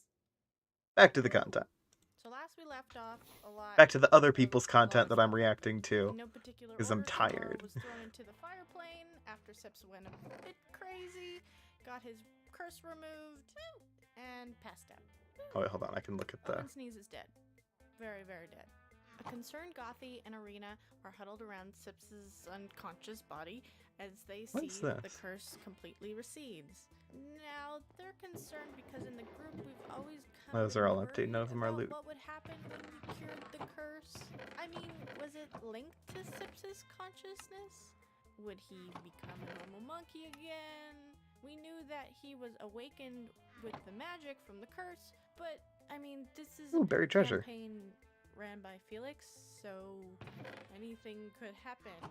So the question I need to was, clear would out my Sips still be inventory Sips before now? pursuing that buried Everyone treasure. was tense and holding their breath at the answer as Sips slowly woke up. So I'm gonna head back to Caredark. He's fine. Oh, And the longer they looked at Sips, they saw that the curse was gone, but the only thing remained was the right iris of a crocodile eye. It's kind of like a battle scar to remember the crazy times. Weeb trash. Back to What Sunset. happened? Where's Kinora? How did I get my hand? Why is there a portal to the fire plane? Did I miss something fun? Wait, Did I You don't miss remember something anything? fun? last thing I remember was sneeze. Crap. Oh crap. No. I rush over to my dead friend to see. Ooh. Yeah, he's very dead. What happened to Kinora? Well, you totally, absolutely murdered her to death. Just you, only you. We're never gonna tell him you technically killed her by throwing her into the fire plane, yeah? Oh yeah. And they never did. Good. Damn it. Hey, we'll get him back. Alright. Also, what are you wearing? Oh, it's Kinora's. Oh my god, there's still hands in here. So the team fills in sips on the details of the fight, minus the stolen kill, and make our way to town. Love to that. revive There's so many Sneeze. hands. Oh yeah, you thought I was just gonna be all like, Oh, boo-hoo, we my are dead out of friend, and stuff. not even try to bring him back? But you're gonna have to pull him from my cold dead hands. Okay. Anyway, we arrive to Necromart. So real quick, I'm gonna grind up most of this. Because this leather armor you can put on cutting boards. I'm gonna use the cutting board I have for My that. friend is dead. Oh, Prayers Are Us is having a sale. We go into Prayers Are Us. And I'm gonna use All your crushing prayers come true. to crush all of Welcome to these Prayers Are diamond Us. horse armors, because I don't really care about them. Fix. We don't have That'll be horses. 21,000 gold. Fix for less. Do you take hands? This isn't Necromart, ma'am. Oh, they can't uncurse? So we pool all our money together, even Gothy, who had some cash stashed on Jawbone. Oh yeah, and she gets her clothes back. We pay 21,000 gold. I can take off the non-curse things, though, so Which I'll was pretty much I'll take all it. our money. How do we have 21,000 gold, you ask? Remember, we used to be merchants before? We had cash. We never really bought much before anyway. If I wanted something, I'd simply just borrow it. Anyway, we buy a resurrection and Yeah. a regeneration scroll. We find a private spot outside of town. Get rid of all the and first cursed use the stuff. regeneration Probably scroll don't really want it to, anyway. you know, fix the whole decapitation thing. Then we try the resurrection scroll. Cast it. Reactive Then isn't a an enchantment I whole want to lot keep of around. It 21,000 stores a gold spell, worth of but nothing happens. Excuse me? Yeah, absolutely nothing. We try it over and over again, and yeah, nada. What? Maybe he doesn't want to come back. Arena. Well, these scrolls only work if the soul is willing, right? Yeah, but why don't we give Sips a minute? And then I'm just standing there, alone, with a dead friend, and a $21,000 scroll that doesn't work. Alright, Sneeze. I know I haven't been the best friend, and I know I can be a bit harsh, but the world is harsh, and I just... look. the world is harsh. Please just come back. The group needs you. I need you. Nada. Oh, come on. I just did a whole sad dialogue character thing. Then the scroll starts to stir. Then it just shoots off. Hey! Sips then starts to chase this very expensive piece of scroll to God knows where. What's going on? I don't know. Some bullshit. So everyone is just chasing this scroll Yeah. until it leads us to It sums up a lot of the giant D&D campaigns I've dragon been in. crash site and just magnetizes What's going on? to Some a bullshit. giant dark crystal. Now this isn't any old spooky dark crystal. Our whole group knows this crystal. It came from the dragon. A little background on how we came to acquire the giant mech dragon. You guys remember that ancient race I loosely touched on way back in episode 3? Yeah. Listen up, because this is important. So our quest in Fool's Gold has been to explore these ancient ruins owned by an ancient race called the Foreclaimers that later disappeared Take out all the over food 2,500 items. years ago. They were known to be highly intelligent Metal. and quite tech-savvy. And while exploring one of these Seeds, ruins, we came crops. across, well, the giant mech dragon. Shotgun! Yeah, turns out they built these giant metallic death machines of destruction, you know, as ancient races do, and powered them with these large crystals. 2 located in the eyes. These crystals are like batteries. The whole society used crystals to power everything. Buildings, machines, people, everything. And the ones in the dragon were the same. One was light and gold, radiating power like the sun, while the other was a bit creepier and dark. And to be honest, we didn't really know much about that one. I mean, it powered up the Love dragon, crystal so we didn't really power. care until Jack came in. Ah, Jesus! What are you doing here? Well, I mean, it seems your group has no concern for the preservation of highly valuable ancient four-claimer tech, as I have watched it plummet to the ground and explode. So yeah, I'm here to check up on it, as you all seem to. Well, that's great and all, but I'm kind of having an issue right now where I'm trying to use this freaking really expensive resurrection shoot. scroll on Is it like some Sneeze. kind of soul God gem, I damn, that guess? is glued on. Resurrection scroll? Yeah, I have a feeling that's not gonna work. Huh? Sneeze's soul is not in the astral plane. Alright, you better start making sense before I need to get 2 scrolls. I've done some research with the books you've been giving me, and with my hypothesis and notes, and his soul's in the dark crystal. What? So remember, we didn't really know what caused that creepy dark crystal to give off power? Yeah, it turns out it feeds on souls. Anything that dies in a 50-mile radius, instead of going to the astral plane, it swooped right into the crystal. And with those souls, it powers the dragon. However, time spent in the crystal eventually causes the soul to be used up and destroyed. Yeah, the Four-Claimers weren't really an empathetic race and did not give 2 craps about using your soul to power their death machine. This is why the scroll Love it. was drawn to the crystal. The scroll is supposed to draw in the soul, but since there was nothing to draw from, it reversed and was pulled to the soul instead. Sneeze's soul should be in Huh. that crystal. That's a fun explanation. No, you can't. No, you can't get a soul that way. Yeah, Sips, I think you actually have to go higher. Would you stop that? In order to get a soul back, you're gonna have to go in there and grab it. You gotta open up a portal or something. Hey? A portal, you say? Arena? I think I know a guy who can help. No. Really? Let me just... Arena, don't. Get my ring of far speech. Don't. Stop. And give him a call. Hello, Mr. Wizardly? I'd like to welcome you to our next NPC, Mr. Wizardly. Yes, I know his name is fantastic, and I can feel your jealousy from here. Mr. Mr. Wizardly? is that level 20 wizard who is all-powerful and godly, but is just a lazy piece of shit that makes other adventurers do his dirty work. I need you to throw this They make the world go heart round. into that volcano over there. Why? Yeah, we're never really sure about his alignment. He's always tired, he's always grumpy, and he's kind of a jerk. So, you know, like Sips. I We love naturally hate each I other. love the we're not sure about his alignment. That's good shit. You look different. Did you gain weight? Lost my curse. No wild magic. So now I can intentionally kill you.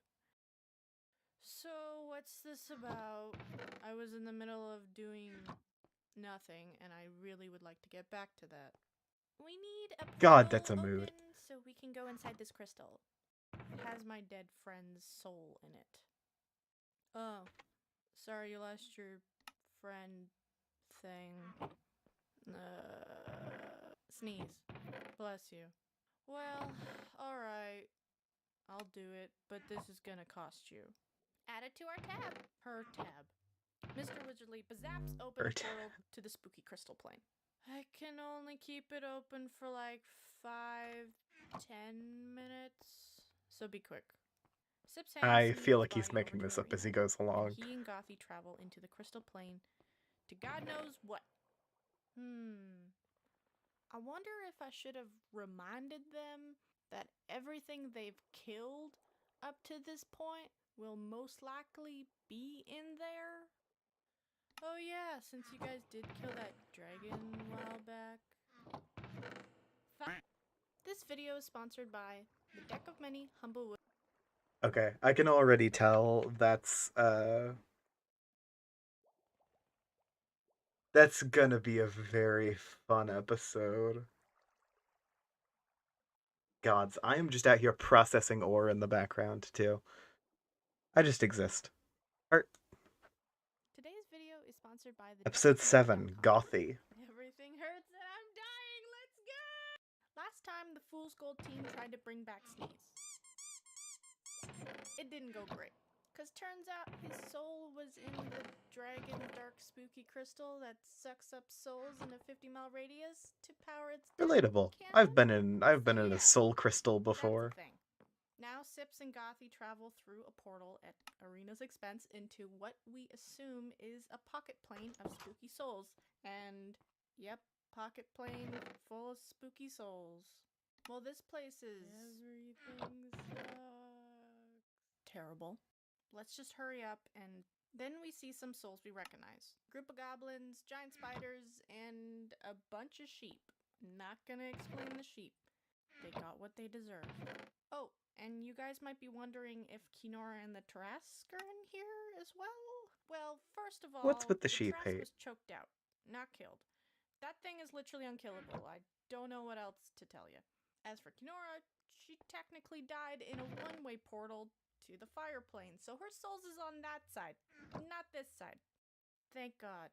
Anyway, we managed to sneak without getting noticed. Good morning, Link. Traveling along in the soulscape. How you until we doing? finally spot We are Sneeze. watching Zips Dingo runs over Doodles' Sneeze, Fool's Gold who series. Doesn't even really acknowledge him. Kind of like he's ignoring him. Yeah. All right. I get it. I messed up.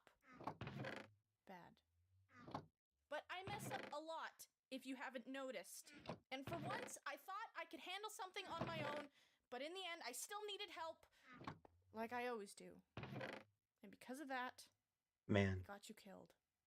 I don't Monkey's know why got I'm trauma. surprised. I bet you're not. That's fair. I get it if you don't want to come back. I just... Could you at least just look at me? Sips? I don't think he can hear you. Actually, I don't think he can see us either. We seem to be invisible to the spirits in here. Oh.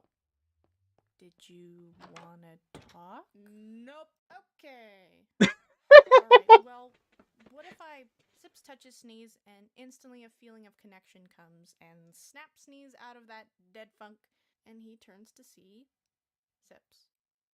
Hey kid, let's go home. Then they hug and it's adorable. And shut up! I I'm love not crying, that. You're crying!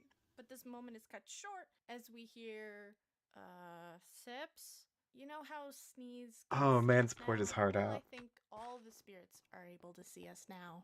Fun fact about this place.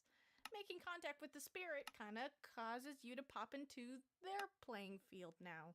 Before you were an observer, Great. now you're in it. So we slowly back up and then into a thing. Now, you guys remember that Great. thing Mr. Wizardly mentioned at the end of episode 6? A big, scaly, deadly dragon. Yeah, that thing. That's the thing. Hey, Oh. Gresh. You're still not mad about the whole murdering you by blasting a big hole in your guts, are you? I think it looks becoming. Yeesh. Now you may be wondering why and mostly how the hell did we manage to kill a dragon? Well, in order to talk about that, I need to talk about Gothy. Ooh, let's get into some backstory. Gothy used to look like this. Not this. Old Gothy, new Gothy. Short Gothy, tall Gothy. Got it? Cool. Her story is she's an old swamp hag who woke up in the swamps with no memory, who was found by Jawbone. Later, she became a druid, creating potions. Very questionable potions. Needs more nutmeg. She was kind of batshit crazy. I don't know how else to sum it up. Really, you all know Gothy as this competent leader who manages to keep these idiots focused and not dying, but back then Love she was your standard crazy. pharmacist. She had a real passion for potatoes. That is how every pharmacist acts, trust and me. she had like 28 They're just like jobs. that. I stole them. It was hard for the group to really trust her, Sips especially. In time, though, the group warmed up to her, and Sips even grew an actual friendship with her. She was the only one who helped Sneeze when he needed it, so they became fast friends after that. But how did she get from no to no? Let me explain. Near the beginning of the campaign, so before all that I'm gonna Tarrasque shift click business, to have a the warp group score had ready. traveled in the jungles to Oh! a small village called Bundarico. This is I where we met Jack, have all of who these gave spirit us orbs. the offer of I found traveling to that goddess 5 statue ancient four-claimer ruins and in the grabbing other me place. these 5 big crystals, like big enough to crush your grandma with. I do think- like crushing. Potato. You can Okay. keep all the treasure you find, except the crystals. Deal. And that day we became true adventurers Was it in or professional Zetared? thieves, whatever floats your boat. So Bundarico quickly became our home base with Jack. So one day, a murderous Merilith tax collector of Gresh, the dragon, with a lot of arms and a lot of attitude, comes into our town and threatens our beloved yep, there it is. bartender, Stout, who's also the mayor. He's just a giant pun, and we love him. She demands that if Bundarico doesn't pay Gresh, Gresh herself will come down and burn the whole village to the ground. You see, Gresh is the big bad green dragon of this region, Nice. and has been demanding taxes from all the villages in exchange for her not burning everything down to the ground. A very thoughtful dragon. Ah. So naturally, our group I need stepped in one and said, more. "Fine, One more then we'll spirit just orb kill the dragon then." to get a second And row. how are you planning to do that?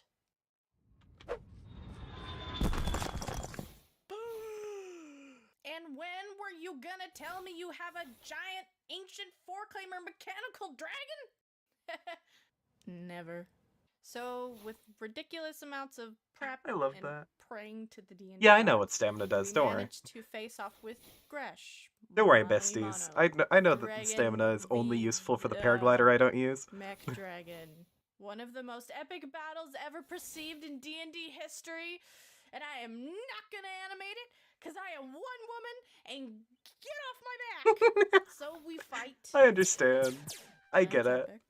And with our last bit of power, we blast a super mega awesome death fire! Push the damn button! Fettuccine. Hey! Blast right into Gresh's guts, making a giant beam Very sized useful for the hole. paraglider. And with Fair. that final blow, Gresh falls. I'm one Go heart down off. to check to make sure that, yep, she's super dead. Jack joins us. These Oasis. Jesus! Don't do that again. So we all laugh and chat of our victory. Jack congratulates us on killing a goddamn dragon. It's one of those nice moments in D&D. Until Jack casually comes up to Gothy and goes in for a hug. Then in one swift motion, stabs Gothy right in her guts. She lets out a Christ. cry and lurches forward in pain. Time slows down as the group slowly realizes what just happened as Gothy collapses right in front of us. I see now. I get it. You piece of... I'll kill you! What did you do? Wait, look! And then with our own eyes, we see Gothy transform, growing to a 6'5" Amazonian-built woman and glowing lines all over her body. This is Gothy, a four-claimer. So a while back, when we first met Jack, What? Gothy had no memory of her past and gave Jack her locket. That was the only thing she had on her when she woke up in the swamps. And through research, Jack discovered that it was four-claimer tech. Jack didn't stab her with a knife. Jack stabbed her with a crystal. A power crystal. Yeah. Love You guys Amethyst remember Canyon. last episode I talked about how the four claimers Oh, so powered what? everything with crystals? Like, everything?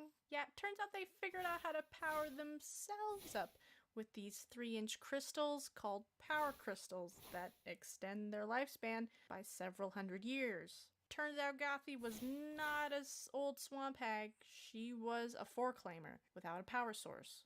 No, she is not a robot. She's just an elf that's race took science way too far. So, not only did this make Gothy's Okay, got it. body Not get robot, back into transhuman peak stealth. performance, check out these guns. But it also brought her mind back into peak performance. Yep. Yep, the 28 ducks was definitely a mistake. Don't y'all see? She's a descendant of a four-claimers. Isn't she beautiful? Hey, Sips. Huh? Did I turn a goblin into goo? Yeah. So there you have it. Now you know how Gothy became Gothy. Love that. However, it did take her some time to get use to the height. But in time, she became the real competent leader of the group. Love the quack. And I know some of part. you want to know Ducks what's are great. I behind love 'em. Gothy's mask. But patience. Because right now, we still have the issue of Sip, Sneeze, and Gothy staring down a very pissed off ghost dragon in the spooky soul plane. Okay. Love that amethyst No canyon down problem. there, though. I'll simply turn us invisible so we can sneak away. I cast a spell. Nothing. Apparently magic doesn't work in here either. Another fun fact. We should run, right? Yeah. Oh yeah. So yeah, we book it. In fear and panic, we run towards a now closing portal. Oh good, yes. Need that extra tension, huh? And as we make our way there, something happens. Suddenly souls just start popping in. A lot of them. Civilians, women, children, What? soldiers. People are dying. Then, as we pass by, we see a symbol on the soldier's armor. Our group knows this symbol. We know these people. They're from a city that we have saved, a city that we have history with, the city of Rascom. This video is sponsored by Wait, just a second. what's Before we that? get into that tasty sponsor biz, Felix has made a four-claimer race stat sheet for you guys, so now you can make your nice. own crystal techno elf and implement them into your adventures. Link in the What's description this? down below. So don't message me about it. This is a giant granite cave. I'm done now. Now you can. This video is sponsored by the Decomini.com. They make convenient reference cards for 5th I love how edition awkwardly they D&D of interrupted monsters, themselves, NPCs, by the way. conditions, a lot of really cool stuff. This Right is another one of now, those big pyramids, huh? They just got really awesome stuff. I think you should check them out. Cool? Cool. It's a really cool cave. That is one of the This pyramid video is dungeons, sponsored by isn't it? Decomini's Humblewood campaign Right. setting. The bird is back. Last time, a lot happened. We traveled into a soulscape.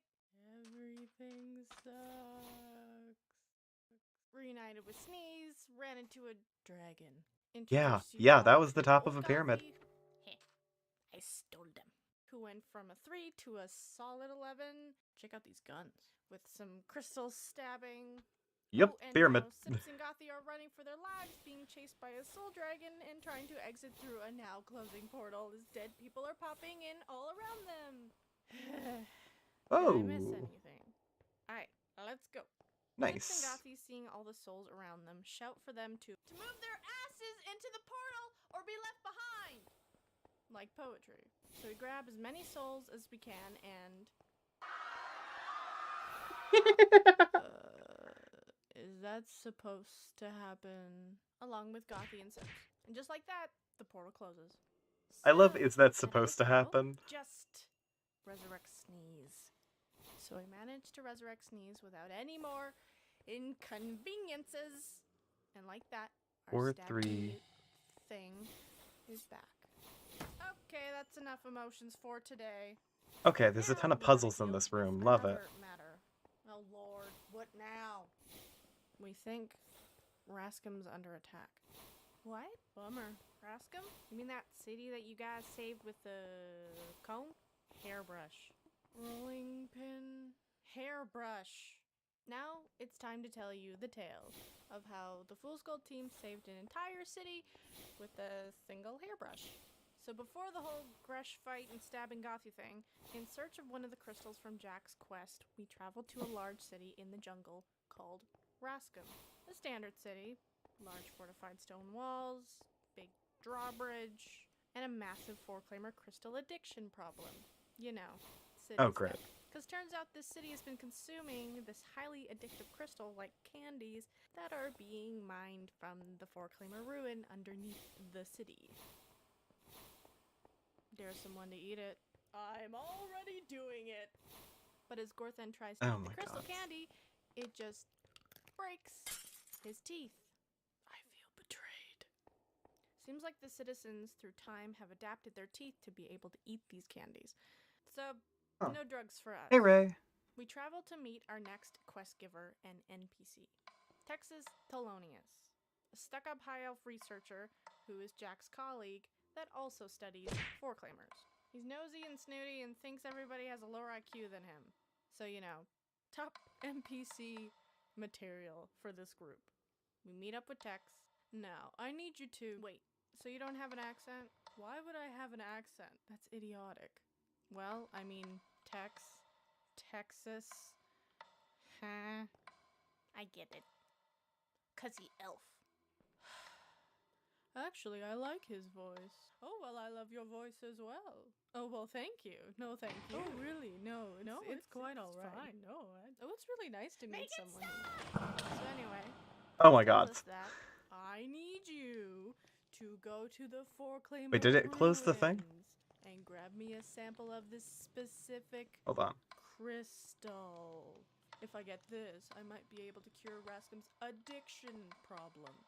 Can you do that? You can also grab your big crystal for Jack. Do we need him?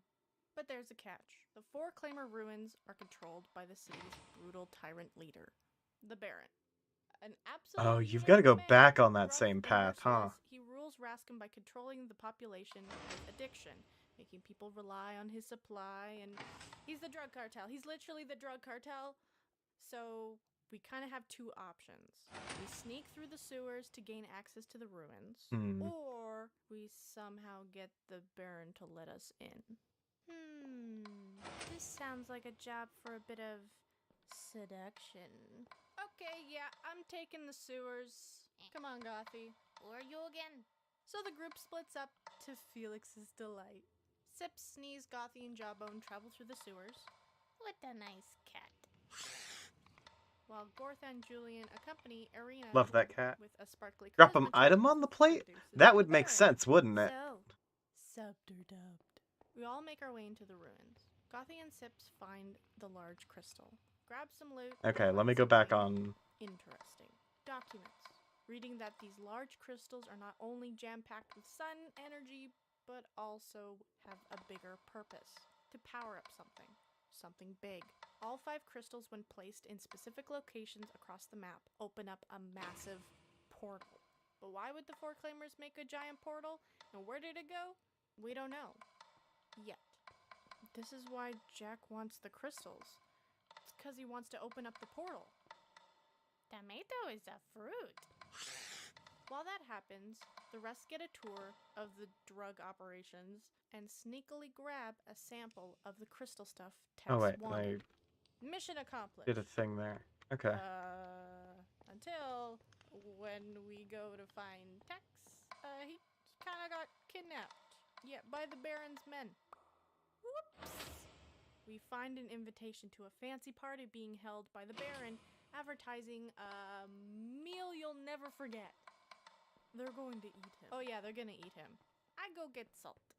Yeah, it seems like the Baron caught on to Tex's plan on curing. Oh, I love Rascom's my witch addiction laugh. problem Okay. and kidnapped him. So, Let's go what is put him up. this? 4-3, Do we need him? 3-1, He does have our payment. 2-4-1-4. So we attend the party. But And with some investigation, we determine Tex is being held in the cellars connected to the kitchen. We split off where Sips, Gothy, and Julian tackle Tex, while Arena keeps the Baron occupied while Gorthan tries not to eat more crystals. Okay. Betrayal! We need to distract the kitchen staff. But how? Do you like my rock? His name is Dwayne. So we activate our trap card. See now, Gothy. Young man, 4-3, I have a complaint. Your soup is 3-1, too hot. Well, and your maybe. ice is too cold. And another thing. Where am I? Down in the cellar, we find our snooty elf chained up. 2-4. Oh, thank God. About time, monkey. Now get me out of these chains. You know what, Julian? Elf meat probably doesn't taste that bad. You can't be serious. It's not that great. Then we hear hear a loud noise coming from upstairs. Then Stay 1 here. 4. I'll try. We run up into the ballroom to find quite a scene. That? People running in panic, guards yelling, and a large dire bear destroying Oh. half the dining hall. I apparently What didn't the do that right. fuck, Arena? I didn't do it! And she didn't. While we were down in the cellar, Arena was just making small talk with the Baron when he takes a drink. So, what anime are you into? I feel like you're a JoJo kind of guy. Yeah, me too. I think I like the manga more though. He falls to the floor, and right in front of Arena's eyes, the Baron transforms into a large-sized dire bear. Get it? We're all gonna die. So why did he turn into a dire bear, you ask? Well, turns out somebody slipped a rare berry into his drink. A berry called a blood moon berry. When given to a person, this I thought it was berry being brings out kind of the going to inner be called a beast bear or berry. monster, polymorphing them and Like amplifying bear. their alignment. So now, Art? we're not only up against a lawful evil baron, we're up against a super lawful evil dire bear baron that's pissed off and trying Dire to find out Baron. who messed with him. He starts murdering people left, right, and center. The guards trying to take him down. Our group too, but we're just getting our butts kicked. People are panicking. It doesn't Okay, so I have look so no good. idea how this Think works. Evil bear. I do guards, love that I panic. keep accidentally dodging these Buffet? traps, though. No. Gorthan. Gorthan, I need you to toss me onto the bear. I got a hairbrush. Yeah, all right. Wait, you're not gonna question... Gorthan yeets me onto the Baron's bare back. I grab hold, raise the brush into the air. God, I hope this works. You see, Oh, wait, about is this it supposed to hairbrush. be This hairbrush is one of Sips's cursed items. 4 You remember in points to episode 4, I 3, mentioned that Sips has a touch curse with his crocodile hand. 3 So points he to can place a random 1, curse not only onto a person, but an 2 item too. points to Meaning, if 4, I touch someone with this item and and they 1 fail their points will to save, 4. they will become cursed with whatever curse is placed onto the item. And on this hairbrush is the curse alignment change. Hey. AKA I can change this evil bear into I did a the good thing? bear. However, it's completely random on what alignment he gets. And there's 9. With one stroke of the brush, the Baron fails his save. We roll, hold our breath, and land on lawful good. There's Nice. a sudden pause as the Baron stops attacking and realizes what evil he done do. And just like that, the fight ends. We found out that the guard Okay, so captain is the one a who slipped the berry piston into the opened Baron's drink. somewhere and there Proving was that with the Baron note becoming his blocks? bare threat, the I guard think I was did that killed, right. leaving the guard captain to seize power of Rascom and something like that. Yeah, who's this guy again? I'm the guard. Yeah, I really don't know who you are. And with that, we free Tex. The Baron, being lawful good, makes Rascom a drug-free city, curing all its citizens and ruling it under proper law. So now you guys know how Hell we yeah. managed to save an entire city with a hairbrush. God, I don't know how we managed to do this. Anyway, back at the Dragon, we were discussing... I do love how every... Let me pause Julian this real Abbey- quick. I love how every D&D campaign is like, I don't know how. Like, they describe an epic feat or whatever, and it's like, I don't know how we did this. Like, we were just improvising the whole time. We should have died several times over. And that's just how real-world heroes are, from what I've seen. Like, a lot of really intelligent people are known for doing some, like, grand thing. Generally speaking, do not think that they deserve the honor. And like most of these major successes are like totally out of luck. Whether that's just like someone like worked pretty hard but does not think they're like a god or whatever, or just like, you know, like was a regular human in the right place at the right time. Like all you gotta be is a little clever and well-timed to really get a cool achievement under your belt. And I think it's very funny how no game makes that more clear than Dungeons and Dragons, when you're playing these like epic heroes and it's like, oh, tales of you are told across the world, but you're just sat here internally like, I've been improvising this whole time and I feel like the jig's gonna be up. Like, yeah, that's how a lot of people are.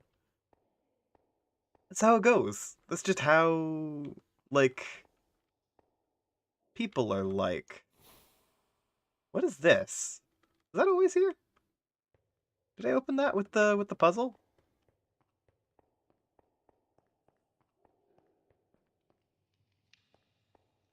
Anyway, time to resume the video. And your fan join the group. What is... Oh, right. I still gotta deal with that. Now we face a moral dilemma.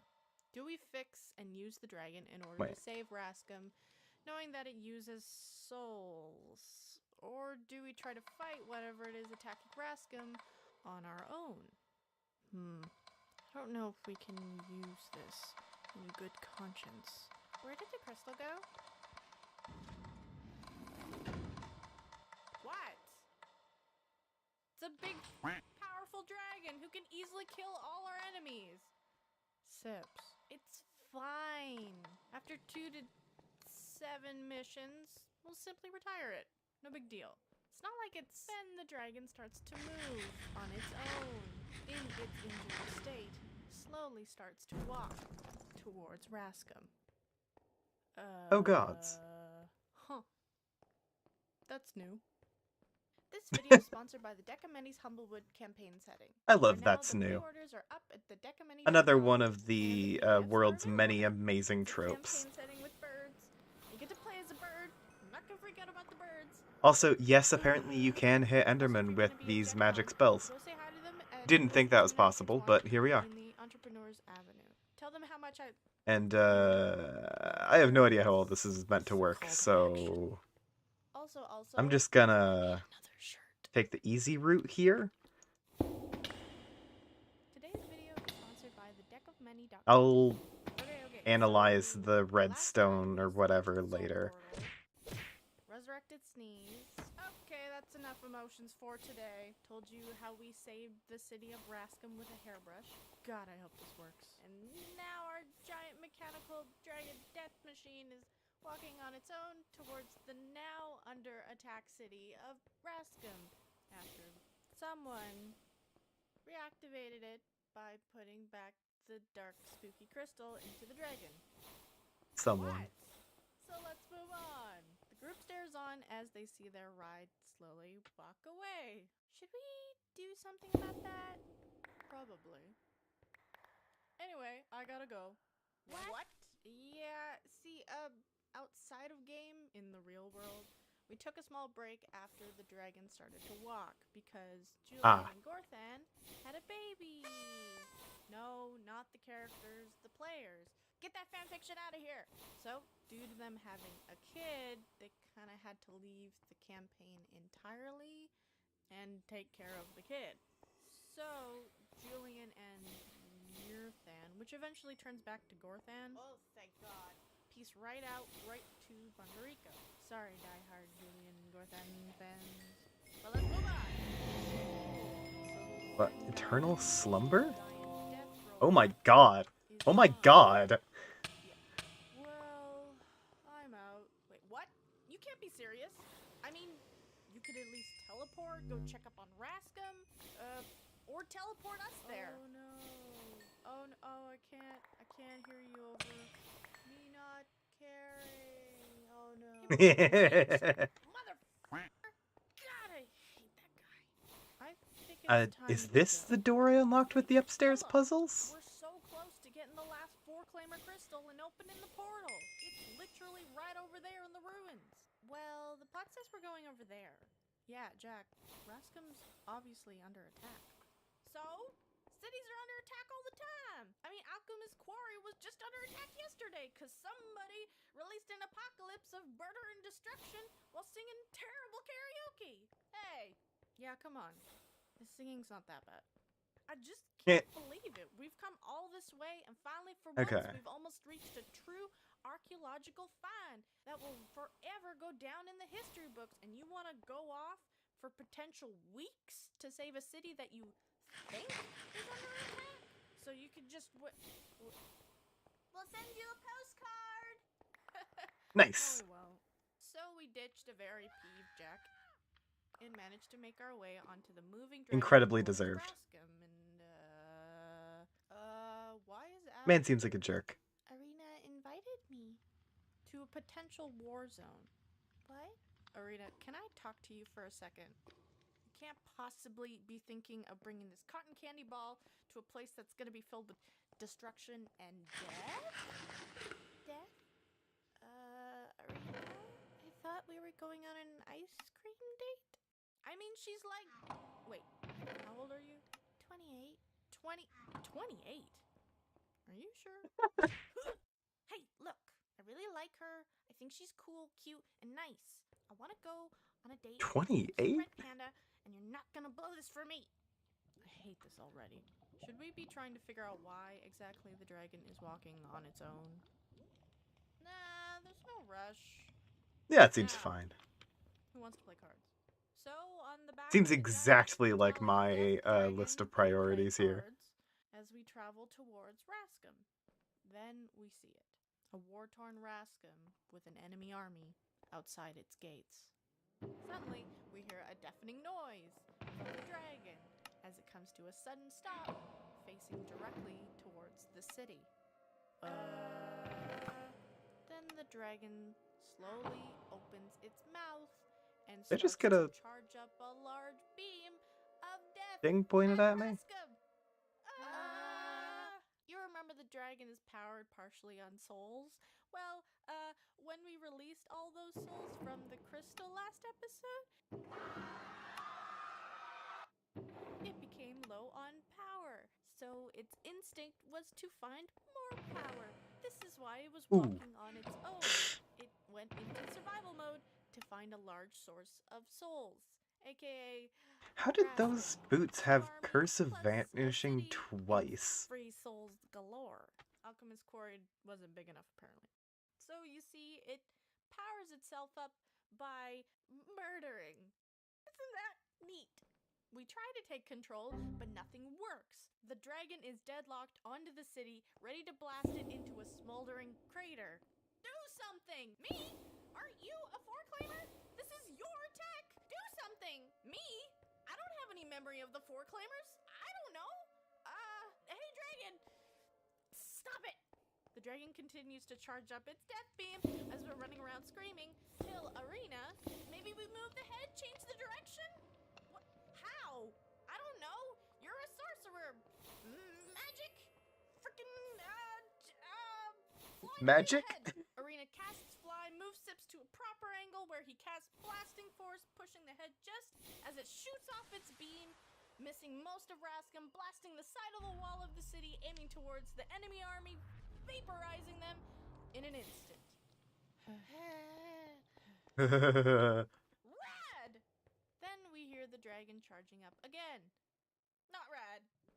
So we dislodge its Terrifying. soul crystal, leaving it deactivated for now in the jungle. Making our way to Rascom, we arrive as welcomed heroes who destroyed the invading army with one mighty blast. The Baron tells us that the attacking army was one he had never heard of, and unfortunately none of us recognized the banner. But enough politics, because in celebration of our accidental victory, the Baron decided Love an to hold a accidental fancy victory. party that night in our honor. No eating people this time. Fancy party? Arena? That means no. Don't. Clothes shopping! No! After super awesome, reluctant clothes shopping, we are ready for the party. Why do I have to wear 2 shirts? Just one last. Okay. Also, Sips finally gets black nail polish for his right hand to finish off the look. So this is what true power feels like. Sips also gives Gothy a new mask and Arena a necklace for helping Nice. sneeze. Thanks. Did you steal these? If I told you it gave you a +2 to your charisma, would you care? Never mind. So we enter the party. Great. A large banquet hall jam-packed with food, fun, and famous Honestly, me. shenanigans, Relatable. all in celebration of us. I Whole would do bunch the of same. people were there, including Tex. Is the spread 12 grain? Because I only eat 11 grain. Who we avoid. And off Kill. at the buffet, we spot a motherfucker. What are you doing here? Food? No, here in Rasco. I just Oh. said. No, you were literally a level 20 wizard who could have teleported here, defeated the army, and saved the entire city before we even got to the dragon. Yeah, you're right. I could have. Okay, we're going over here now. Showing Abby a crazy anime weeb dance. Arena and her wow everyone with their synchronized The absolute moves. mood from that wizard every day. Every day they say something that makes me relate to them just a little bit Your more. familiar Slither, the murderous Merilith from Bundarico back in episode 7, also known as. I would be exactly this big of a dick if I was a high-level wizard. But pretty much she's a scary evil snake lady who we kind of made a truce with, but could possibly kill us at any moment, and we totally do not trust her. Oh, and she has a major crush on Gorthan. So, where's Gorthan? Dead. What? Sips! Oh yeah, he exploded. Just fireball. You know how it is. What are you doing? He'll thank me later. With a look of anguish and shock, she slithers away. If she ever finds out you lied, you will be dead. That's future Sips' problem. Okay, it's just Sona's Party problems. goes on. People are playing party games. Sneeze is cleaning out. This is the fine. I wizard can eat this room. entire Wolf cake. complains about something. And regen all my Rena health. flirts with our adorable red panda while they tear up the dance floor. Gothy and Sips watch on. What? Did you want to dance? Or what? Look, I love don't the know. edgy loner I'm aesthetic. usually cursed, so I stay away from touching activities. I've never Touching danced with someone activities. before, okay? So wait, no, I changed my mind. So off we dance the night away, which was a battle in itself since I That's a rolled mood. 4. I've had and those wasn't a moments natural one on our exactly. performance. Oh god, none of us know how to dance. But it really didn't matter. Just in real life. Our group finally got to relax and have fun. After all the chaos of Alchemist Quarry, the Tarrasque, Kinora, How do I get out of resurrections, here? getting back I'm to so the end, lost. it was nice to Hello? finally just breathe and enjoy what we had accomplished. As a player, I truly got to Okay. just appreciate Sips. No curse, no worries, just a monkey that didn't know how to dance. But nothing lasts forever. After dancing, Sips notices a table on the side that has blood moon berries on it. The bad berries. Which are casually being eaten by guests, turning them into monsters like a fun party game. What? Are you guys crazy? Ow! I'm tossing these. What's the big deal? Last time these things almost got us killed, or did you forget? Look, everybody's having fun. Chill out. I throw a berry into Sips' mouth. What? I mean, roll a ranged attack. But even then, you're gonna have to roll pretty high. Natural 20. Ooh. Okay. Felix has this serious, concerned expression on his face and takes a long pause. Alright. This is what happens. As Sips is shouting, Arena expertly flicks a berry right down Sips' throat. Huh! What the f- Then Sips feels something. Like, really lighten up. Crap. What? This video is sponsored by thedecomini.com. Oh Make no. convenient reference cards for 5th Oh, edition no. D&D of monsters, NPCs, conditions, a lot of really cool stuff. Love it And when right you get now, they just recursed released by their a new party gorgeous favor. animated spell cards, all up to level 5. So if you consistently play sorcerer a lot, like I do, I'm a God. sorcerer, then this is kind of a must-have. Also, they're pretty Oh, hey. and waterproof for some reason. I mean, I'm not gonna spill stuff I? on it. I'm an idiot. Nope. And I personally Cannot. animated one, but it's your job to figure out which one it is. So go check them out and get yourself some sick cards. Cool? Cool. Dang, can't believe Dingo's out here cliffhangering us as to which one they animated. Wait, I said a while ago that I was gonna skip those. Sponsored by the Deck of Many AnimatedSpells.com. Oh well. Alright, so what happened last time? Anything special? Let's run through it, shall we? Gorthan and Julian pieced out.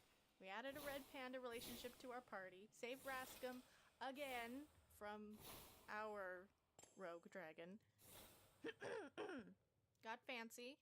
Why do I have to wear 2 shirts? Went to a party with guests, To wear 2 dancing, shirts. and Great. a hint of Ooh. more life decisions, including a blood moonberry and regret. A lot of regret. What? I'm in danger. As Sip sees his curse has returned at 50%. So what should I do? A. Remain calm, try to reverse this, seek out help. Alright, so this will KO me instantly if I fall on it, so... Kill Arena. Tempting. Or C. Panic. Yeah, we're going with panic. Oh, okay. One night. I just wanted one night. Simpsons Curse is back! What? How? Someone, not naming names, kinda, sorta may have thrown a blood moonberry into his mouth and... Arena! I thought it would be funny! Look, I didn't know our DM was this evil! God. Arena, you You should always fix assume your this. DM is evil. That's a Yeah, safe assumption. I know. Where I'm is he? evil, and I He's DM. just right over... Huh. I am chaotic evil. Yeah, option C involves IRL. a lot of running away. But he didn't just run away out of sheer panic or even fear. No, he ran away out of shame. Shame that after trying so hard to cure this curse with fighting Kinora, Sneeze's death, and almost losing himself, Sip saw this as it was all for nothing, and that he had failed as he had time and time again. So he runs. Dang. as This that's all monkey he knows how is to do, edgy. until Felix asks to roll a will save. I roll. Sip starts to feel a severe pain in his head. He enters a crowd staggering. As I succeed my will save. Knocking into people, his curse comes into contact with a few citizens, Oof. accidentally cursing them. Suddenly, some start to lose their hair, turn purple, and transform into beasts. He hears screams as the crowd becomes panicked and realizes what's happening. A frantic Oh, man God. runs towards Sips. Roll another will save. Sips feels something. Then in one motion, his cursed Yeah, I'm not arm dealing with that. skewers the man in front of him through the chest, killing him instantly. As I failed my first will save. Sip steps back Oh, in horror God. and shock. He tries to run, but his legs won't move. Make another will save. Then, while magic shoots off of his body, hitting the innocents around him, when he screams from the excruciating pain resonating in his mind, as I failed my second will save. All around him, it becomes a scene of chaos.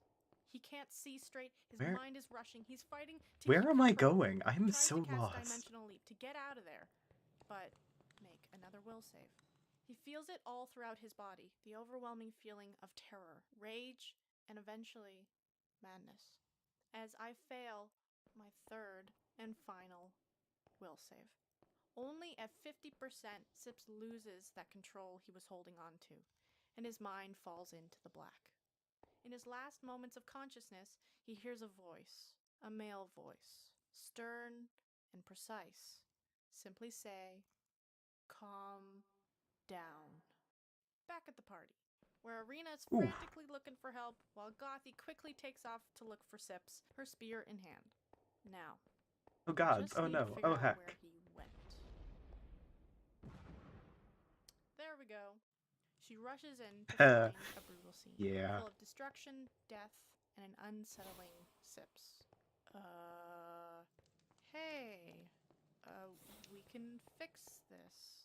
Sip starts to walk towards her. Why don't you come back with me to the party? We can all go back to dancing and But Gothy realizes that she isn't talking to Sips. No, she's talking to something else. Something rotten. Damn. I guess we're doing this. Roll for initiative. Trying to avoid Ooh. having a panic attack, Arena searches the party for anyone who could possibly help. Then sees Mr. Wizardly! I threw a Blood Moon Berry into Sips's mouth because I thought it would be funny. That is funny. But it wasn't funny! He's now running around at 50% of his curse and is doing God knows what, and I need your help. Wow. That really sounds like a you problem. You gotta help! Please! I'll pay you! With what? Blood? Or you broke from paying me last time? Does it have to be my blood? Arena tries to convince Mr. Wizardly somehow. Back with Gothy and Sips, wild magic shoots off everywhere. Does it hitting have to be surrounding human? areas, as Gothy Does it fighting have off to be Sips mine? in intense combat. Against Felix, might I add, who has Sips's character sheet.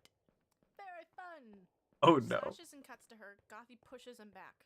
Sips lunges forward and Oh, strikes it's her always hell when the across DM takes face, over your cracking character. her mask, causing a small piece to fall to the ground. I just got this. With the blunt side of her spear, Gothy hits him backwards where he staggers. And there they stand Oh, God. in a stalemate. Till Oh, shit. something changes. Sips's eyes turn black, with bright irises. His stance changes from a contorted monster to a poised posture, his gaze fixed to Gothy's. And just a moment, she hears him speak, an unfamiliar tone.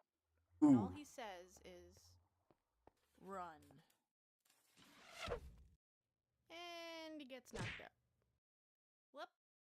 Was Fun. that plot where Arena used a sleeping dart? Where did she get the sleeping dart? Where Goldor. did you get the sleeping dart?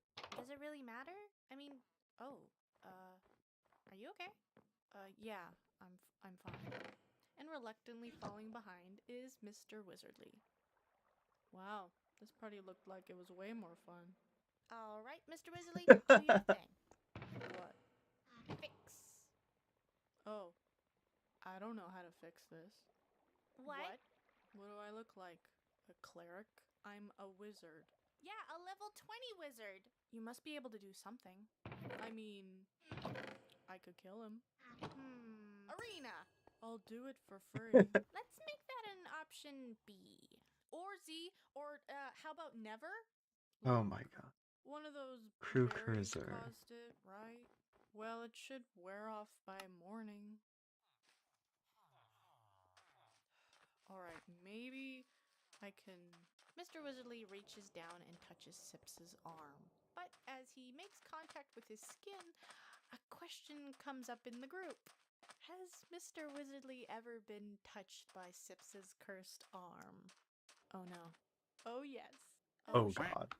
Because as he makes contact, it becomes very clear that he is not, and fails his will save, causing us to roll from our handy-dandy curse sheet, and Mr. Wizardly turns into Mrs. Wizardly as his Oh, gender God. gets swapped.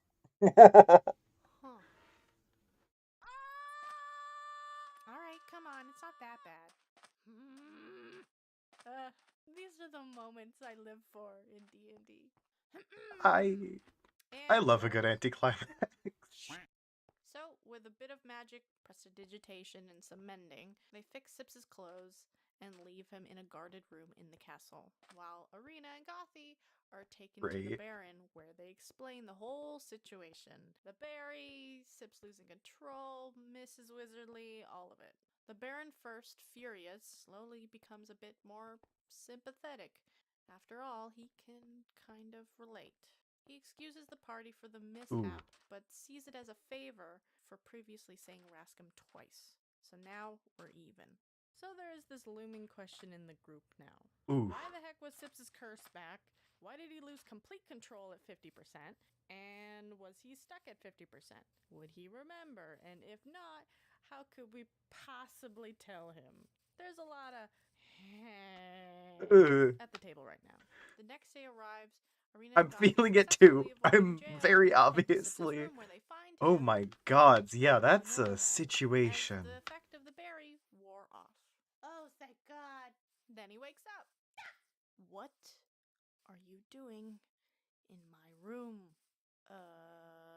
Do you remember anything from last night? What? Yeah. Wizardly was a jerk. Tex was complaining about something. We were all dancing and, God, I am so Oh, much. God! I'm still in these clothes. Hey, anything else?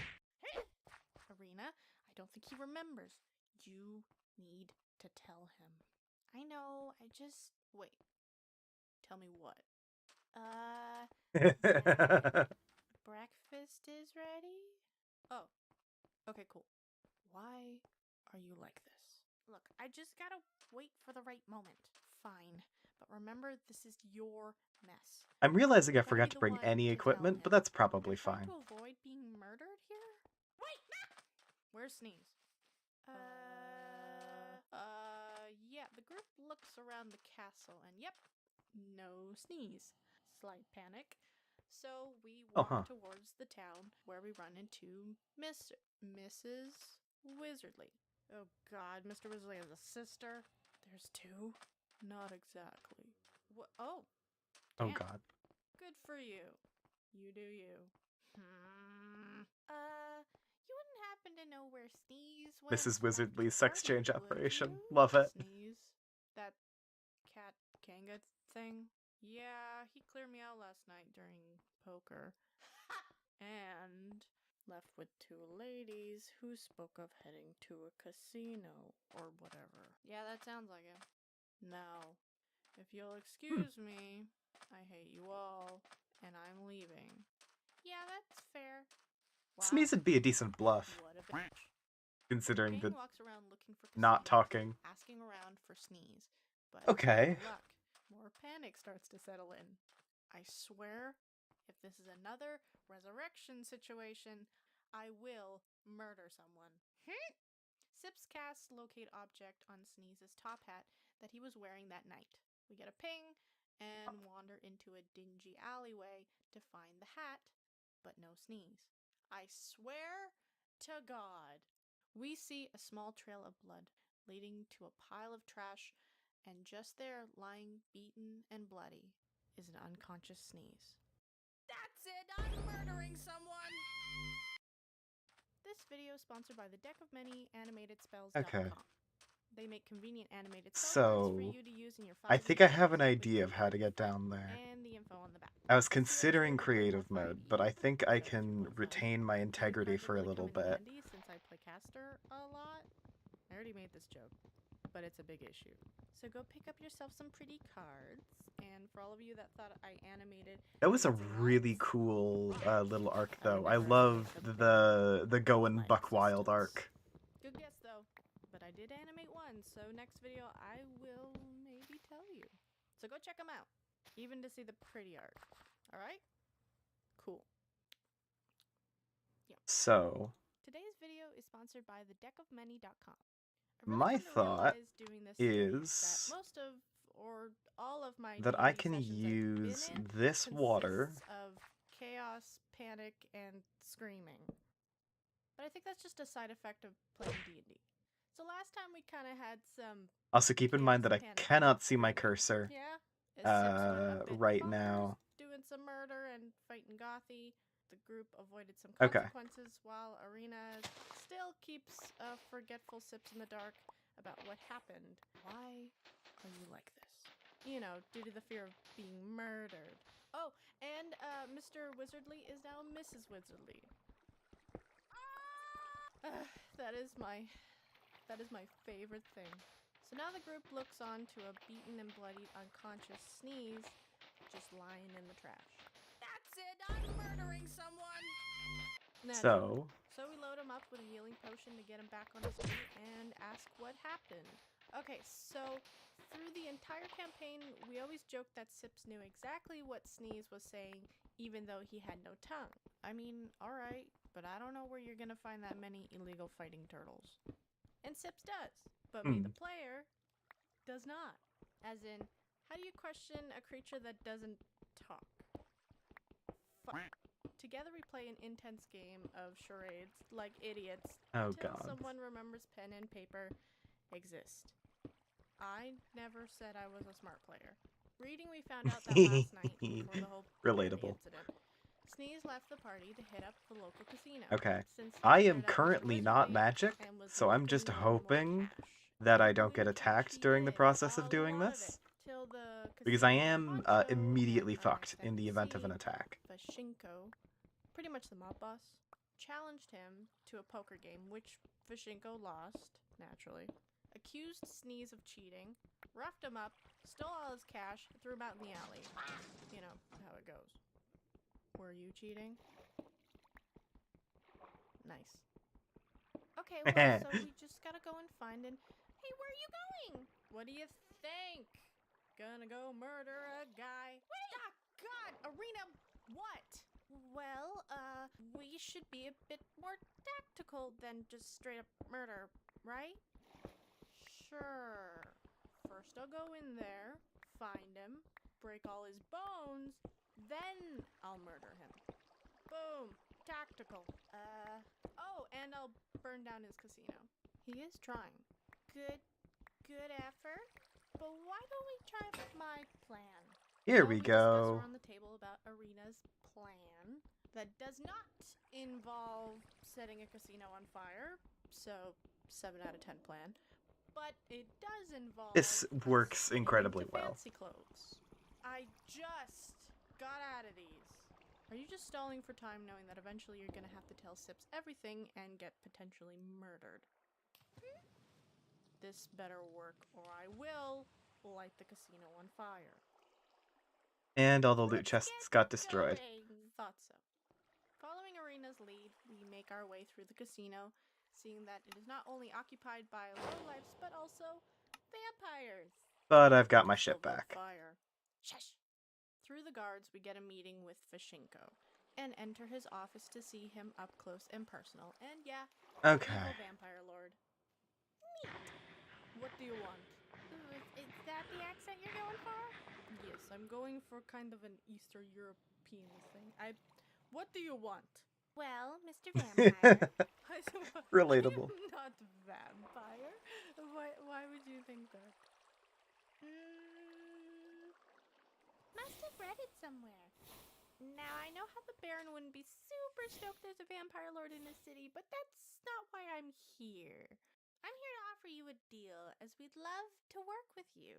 Really? Because your monkey does not look too enthused. Oh, that's just his face. Yeah, he always looks like that. Now, about that deal. That is So true. Arena's plan goes like From what I've this. seen, that is Offer very Vashinko true. to purchase the giant mech dragon outside the city for like 2 million gold pieces, luring him away from the city and essentially rob and kill him.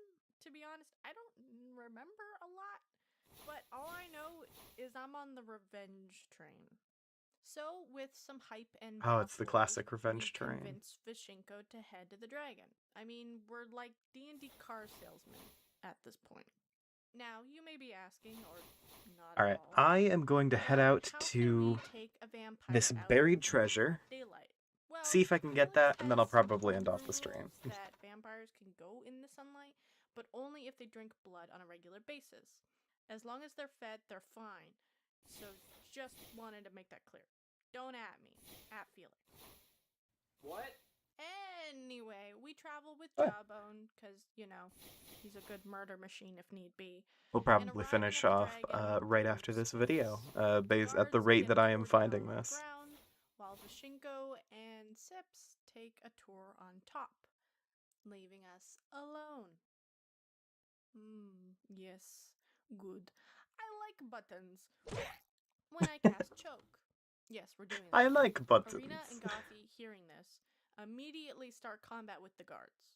Now, I'm gonna give you 2 options. First option, you apologize to my friend, the one you nearly killed last night, and you give back his winnings, but triple it. Or, the second option, I kill you right here, right now, and take all your money. Treasure. Then burn your casino to the ground.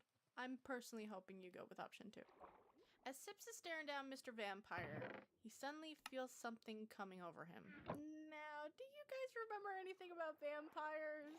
They got the sun thing, sucking blood, turning into a bat, and, oh yeah. And warp scroll. Stare into their eyes, they can enthrall you. AKA dominate person, aka mind control. Yeah, I forgot about that. As Sips fails his Love will some mind save control. and becomes enthralled. Yes, we're doing this again. In full vampire mind control, Sips lowers Vishenko to the ground, releasing him. First of all, rude. Second, why don't I tell you about all the options you don't have? As now I have you under my control, where first I'll make you kill your friends. Then maybe I'll... Wait, how much money can I get for a pissy monkey? Then suddenly he stops. He becomes frozen in place. Unable to move, he grits his teeth in pain, snapping Sips out of his trance. What? Did you try to mind control me? I always forget they can do that. That's rude. But Mind Sips gets no control, reaction rude. as he sees Vishenko trembling in fear. I mean, you chose option 2, man. Then Sips hears a slight mutter of, "Stop it. Stop it. Stop it." Whoa, wait, what are you... Vishenko's body jerks, wanting to run, but it can't, like it's being held by an unnatural force. Get out of my head. Get out of my head. Get out of my head! Look, buddy, I don't know what the hell you're talking... Sips feels something. Something familiar. The same intense pain in his mind he's felt before. Then both Vishenko and Sips let out an agonizing scream as wild magic shoots off of Sips's body while Vishenko violently retches forward, crumpling to the floor. Falling to his knees, Sips looks up to see the vampire lord dead, his body slowly turning into ash. Then silence, but only for a moment, as Sips hears a voice in his head. Male, stern, and precise. Simply say, interesting. What the Arena, Jawbone, and Gothy finish off the 2 large vampire guards. Where Gothy almost died, by the way. I'm good. They were beefy boys. With health potions, we regroup. Sips tells of what happened, not including the strange voice, though. He's unsure if it was real. It was just weird, you know? Much is better as going here, I think. Sips, Yeah. you should look at your hand. What? Don't freak out! Arena has something she would like to tell you. Well, at the party last night, Don't freak out! Not naming names, Arena, I kind of threw a blood moonberry into your mouth because I thought it would be funny, and, well, it kind of brought your curse back to 50%. And, then something happened. What happened? Nothing good. What happened?